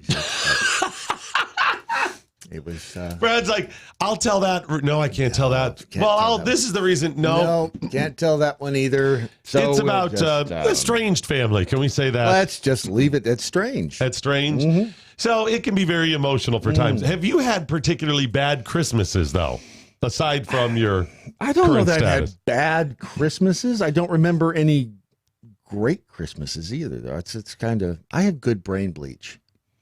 You just kind of washed it all away. Yes, it's just washed it all I've had some away. amazing Christmases. Christmases can be, for a lot of people, a little anticlimactic. No, not even that.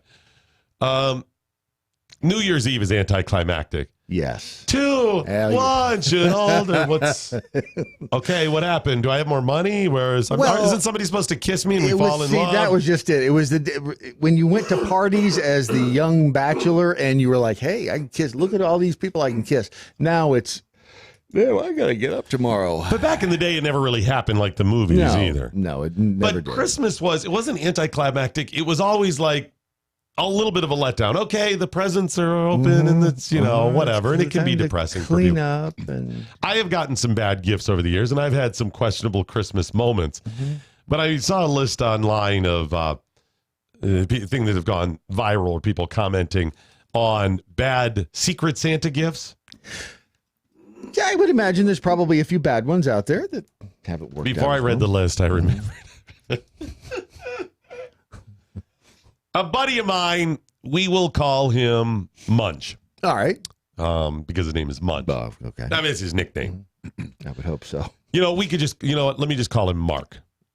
Okay. Because that's his real name. All right. We could also call him the Falcon or Monsignor. We can call him any of those because those are also his nicknames. A lot of names. Mark Munch Bishop. Great guy, sportscaster and reporter in Cleveland, Ohio. Good guy. The Falcon. Ha, my brother. Anyway, there's 2 people in Cleveland right now that are going, oh my gosh, he's mentioning Munch.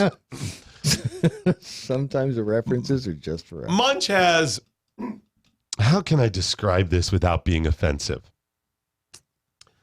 A flipper for a hand. Okay. One of his hands is more of a little flipper. Okay. And I believe it's a birth defect. Not like you got it caught in a meat slicer or in a wood chopper. I was going to say, he probably didn't opt for it. No. But I mean, some people get their fingers cut off in like log splitters. And how'd your hand get turned into a flipper? Right. And Mark is Munch is a good guy. And we joke about it and whatever, and that's fine.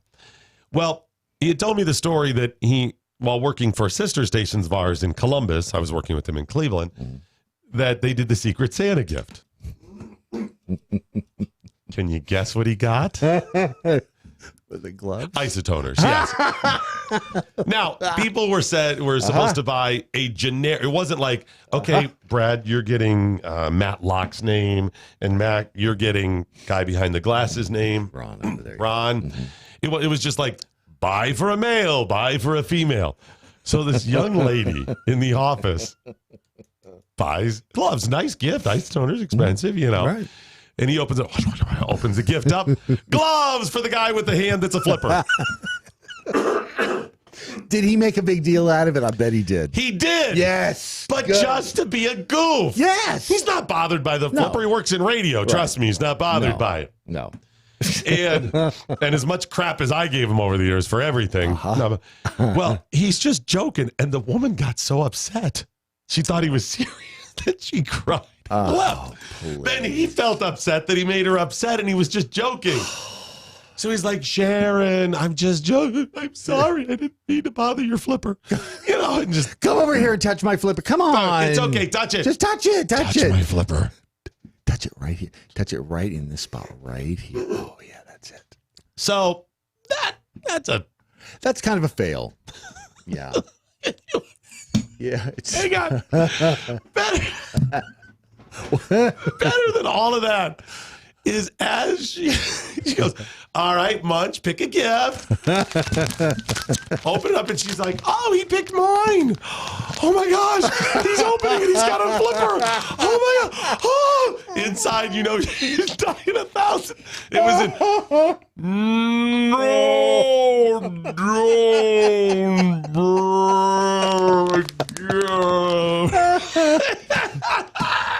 He did he, you know, he never did buy gloves, or did he just go to the lost and found and see if he could find? He just cut off a couple of fingers. Exactly. Because I think he had like two and kind of a thumb. I think his like bottom two were kind of gone. Right. His index or his ring and little finger. So the and that part of his hand was just kind of gone. That if it resembled that, it looked like a gun. That could be bad. Yeah, I guess so. Walked around with the. Just look at her face. She's like, maybe you won't notice what his side is. Wow. Here's a glove for your left hand and a bag for your right. Yeah. Mm-hmm. And it was his left. No, it was actually his right hand. His left hand. Left hand. He had to wear his ring on his right hand. Okay. And the ring finger. Mm-hmm. Mark Munch Bishop. I loved him. They called him the Falcon.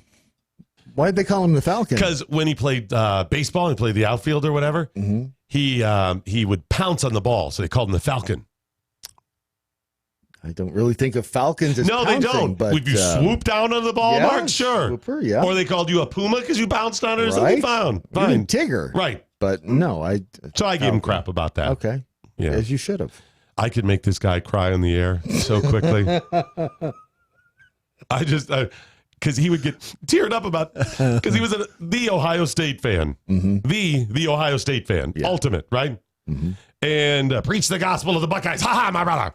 Mm-hmm. And I could get him all talked. Woody Hayes. You know, I know nonsense, man. Last day on the air with these cats. So I just got to tell us because it's hilarious. So I'm like talking about each one of them. I've been with these guys 10 whatever years. And I'm like, this person, that person. I get to Mark and I go, I've known you by many names. Munch. Unseen here, the Falcon, because you pounced on the ball. But the name I will remember you most as or by is friend. How firm thy friendship. Oh, hi. You said that on the air? Oh. How firm thy friendship. That's a line from the alma mater. How firm thy friendship. And I got to friend. How firm thy friendship. And I go, I got him again. One last time. I got him again. I did. Remember the Osbournes came out? The series that was like one of the first reality shows? Yeah. I did one called The Bishops. It was about life in his house. Awesome. Did he have an interesting life at home? Oh, God, yeah. I could spend hours. I got to get him on the phone. He's hilarious. All right. Odd and probably inappropriate or weird Secret Santa gifts. Any in your past that you can recall? I can't really think of any off the top of my head. Here's a couple that were online. A toy voodoo doll, which allowed you to stick pins in your manager or supervisor, given to a manager by another manager.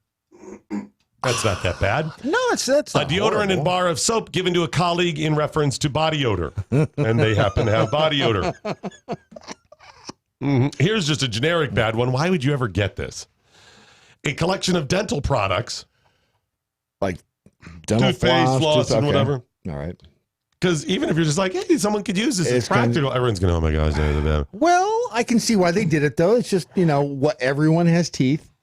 A set of cards containing ideas for things to do before you die. And guess who got it? Oh, God.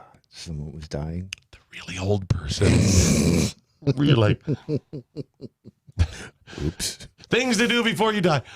No, Carla, don't. A religious person, not of the Christian faith, received a mug with, look busy, Jesus is coming, written on it. Yeah, that can be a problem. Well, my wife sent me one yesterday that we might be able to do this Christmas. Mm-hmm. It's called Ball Wash. She sent that to you? She did. She says, you want to handle this, Brad? You want to tell him, or should there's I? ball Should be wash, sack spray, and nut rub. I'm sorry that she was supposed to I'm not wait even until joking, the intervention, Ron. We all got together. This is a safe space, Ron. You know how jewels jolly, it says. Your nut rub? Nut rub. The way natural cologne should be done. Solid, portable, and ready for action.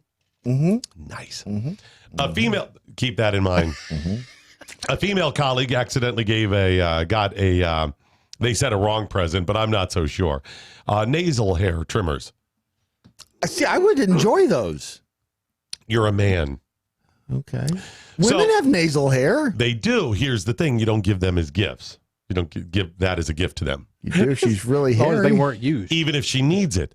So what they likely did was like, Sarah has like 4-inch hairs hanging from her nose.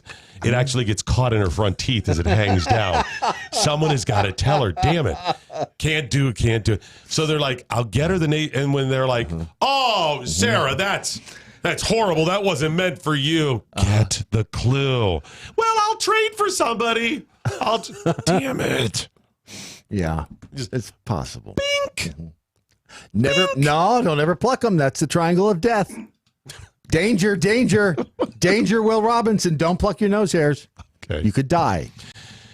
Someone had a fake dog, I don't know, roaming certificate and let them believe they were waiting for a new pet. Rehoming. I'm like, what is roaming? I forgot that's that generic term, rehoming they've come up with now. Yeah. They that let them think they were getting a new pet and they didn't. Hey, you're getting a rehoming. So it would be like somebody giving you car keys. Another effing dog. That'd be great when I didn't get it. I think their thing was they didn't get it. Right. Let's see. Diet cookbook given to a fat person. People have to eat. Those are going to be bad choices for you there. I really hate the Secret Santa thing.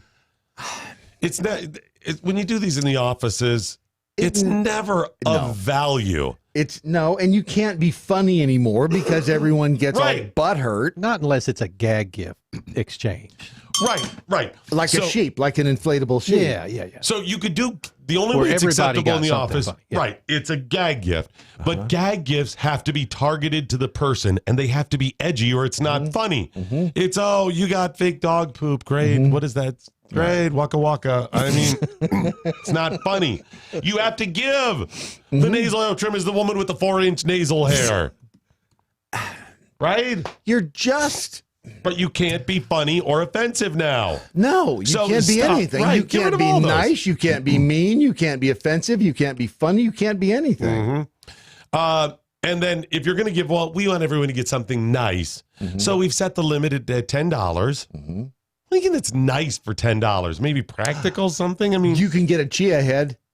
See, that's what I'm saying. It's got to be a high enough limit that everyone's like, I don't want. And then there's always one a-hole who cheaps out. It's like if you say the limit's $50, you're thinking it's going to be about $50. Well, this guy ends up buying like a pack of spaghetti noodles and goes, there it is. The limit was $50. It had to be $50. Great. I got you, a $50 gift certificate to whatever. You got me $1 pack of, well, they're healthy noodles. They're wheat. Yeah. Come on. He was being, and that again is part of the problem with having anything in the damned office because no one appreciates anything. I don't any of that stuff. And then for years, my family would do kind of the white elephant thing on Christmas Eve. We do like gag gift exchange. What is it? Or it's Chinese Christmas, they say. A lot of different names for it where you pick a number and then you could take from somebody else and all that. Chinese Christmas? Why would they call it Have you heard it called that? Why? Man, I don't know. No, There's a bunch of names it was a for white elephant is what I remember. Yeah. What was Chinese Christmas, though? It's the same thing. It's just a different... There's different... Why? Are you saying that the Chinese are... Are you Asian? No. That's a no. Then just leave it alone. Just move on. To think I might be, but I don't know. I know you're turning Japanese, but that's very different. So so we do that, and it was so lame after a couple years. It's like people doing the ugly Christmas sweater things. Yeah, parties. Okay, guys, that was funny, kind of 8-10 years ago. Now I it's miss kind of sad when people used to get all drunked up and take go over to the Xerox machines and Xerox. That's their at boobs. office parties, though. Yes, but what about home parties? We don't talk about the home parties with me. I think the way to go now is do more kind of upscale, Paula. And we've done all the dumbed down. Upscale how? Like you get dressed up. I hate getting dressed up. Is that where you go out and you have to mingle with people? Yes, people are part of it. It's a party. No. People are mingling as part of it. And maybe we do some old school Christmas caroling. I did go to a Christmas party one time and ended up wearing only a bathrobe tie. Would you like to hear that story? Nope. Nope. It's amazing how you can tie a bathrobe tie. Let's just What do you mean it's last call? Righty, that is it, ladies and gentlemen, the end of your Daily Mojo. But before we go, as always, let's find out what we learned today. Brought to you today by the official coffee of MoJo50.com, and that is American Pride Roasters at AmericanPrideRoasters.com. Don't forget, you can pick from 3 flavors, order $50 or more, and they will give you a $10 gift card for future purchases. Find out all the details at AmericanPrideRoasters.com. Today I learned that Heaven's soundtrack, #Heaven's soundtrack, is Neil Diamond. Yes, as long as it's before 81. And they'll break it up by, there's Hot August Nights. That's before 81. Not Hot August Nights, too. Yeah, but those were the old songs that he did at the Greek Theater. I know, I'm just the Hollywood Bowl. Oh, that's right, yeah. Because he did Live at the Greek. I don't know about that. That's another album. Is that before or after? Is that acceptable or no? That's before. Okay. Love at the Greek. I'm just saying they'll break it up with Hot August Nights, Hot August Nights 2, then the recordings, then the unreleased tracks. It's a whole thing. We learned that debuting January 15th on Bravo, Jersey Shore Prison Vacation. It'll be fantastic. Yeah. We learned Gene Simmons is about to shut down some of his new restaurants against his will. Yes, he is. Settling out of court. We also learned, as a side note, I will be willing to settle out of court with Gene Simmons for the time he covered up my entire crotch with his hand. That was a special night. I thought he cared about me. And finally, I learned I missed the Cold War. That also included the time when people knew that rock stars were reprobates. Right? Bradley J. Staggs, what, if anything, did you learn this very morning? Well, I learned that Alexandria Ocasio-Cortez forgot to mark the Pelosi demonstration down on her calendar for yesterday. She did. She forgot. Otherwise, she would have been there. I learned that there's a big difference between your girlfriend sitting on you and blocking the stereo and killing you. That just seems so over the top. Death by blocking the stereo. By Bungo Bungo. And you can choose death, or I'll just block out the stereo noise. I'm going to choose death. Death by blocking out the stereo. Finally, I learned that Gene Simmons simply a very safety-conscious business owner, especially when it comes to his kitchen staff. She may have just needed a hairnet. He knows health codes. Yes, he does. What, if anything, did the listeners learn today? Well, over in the MeWe chat room where the men are men and the inflatable sheep are scared, Sue learned the bell game around here has been getting weak. Sometimes hours go by. we did okay today. Today was, if 10 out of 10 is perfect, and some days we are, a 1 or 2, today I don't feel we were, maybe a 4, 4.5. Sometimes we just take it in a more highbrow direction. That's all. That's all it is.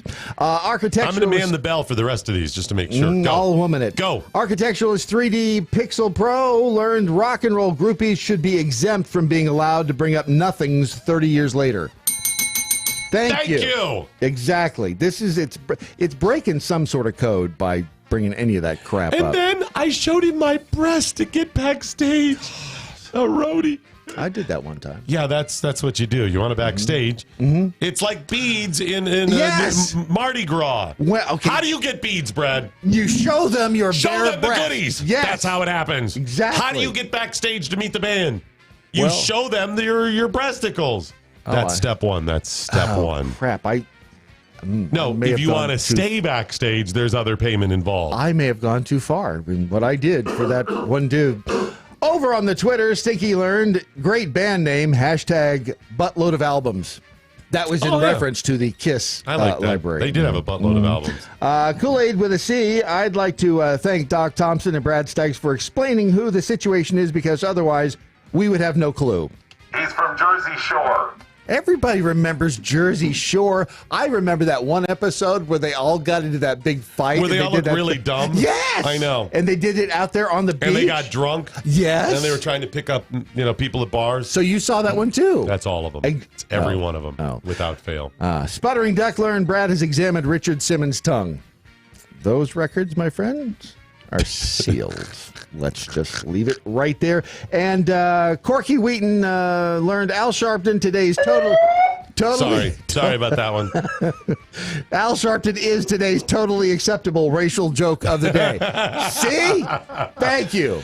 Hey, I did not get to those new numbers on procrastination, but I will, in fact, get to them tomorrow. What else do we have coming up tomorrow? Oh, we've got that special. That is not coming up tomorrow. What does Matlock have coming up? No, he is not doing that today. You've got to get the updated emails. Get on that, man. Damn it. God, I just... Hey, please check out details on our MoJo 5050 tour by going to MoJo5050tour.com. It is so fortunate that we have that website and named the tour that. Remember... Today's Daily Mojo is a guy behind the glass Ron production. Phillips. Sure. Ron Phillips. Sic Semper Tyrannis. Good night, Steve Cannon. Wherever you are. Anya, now you go home. The cops are here.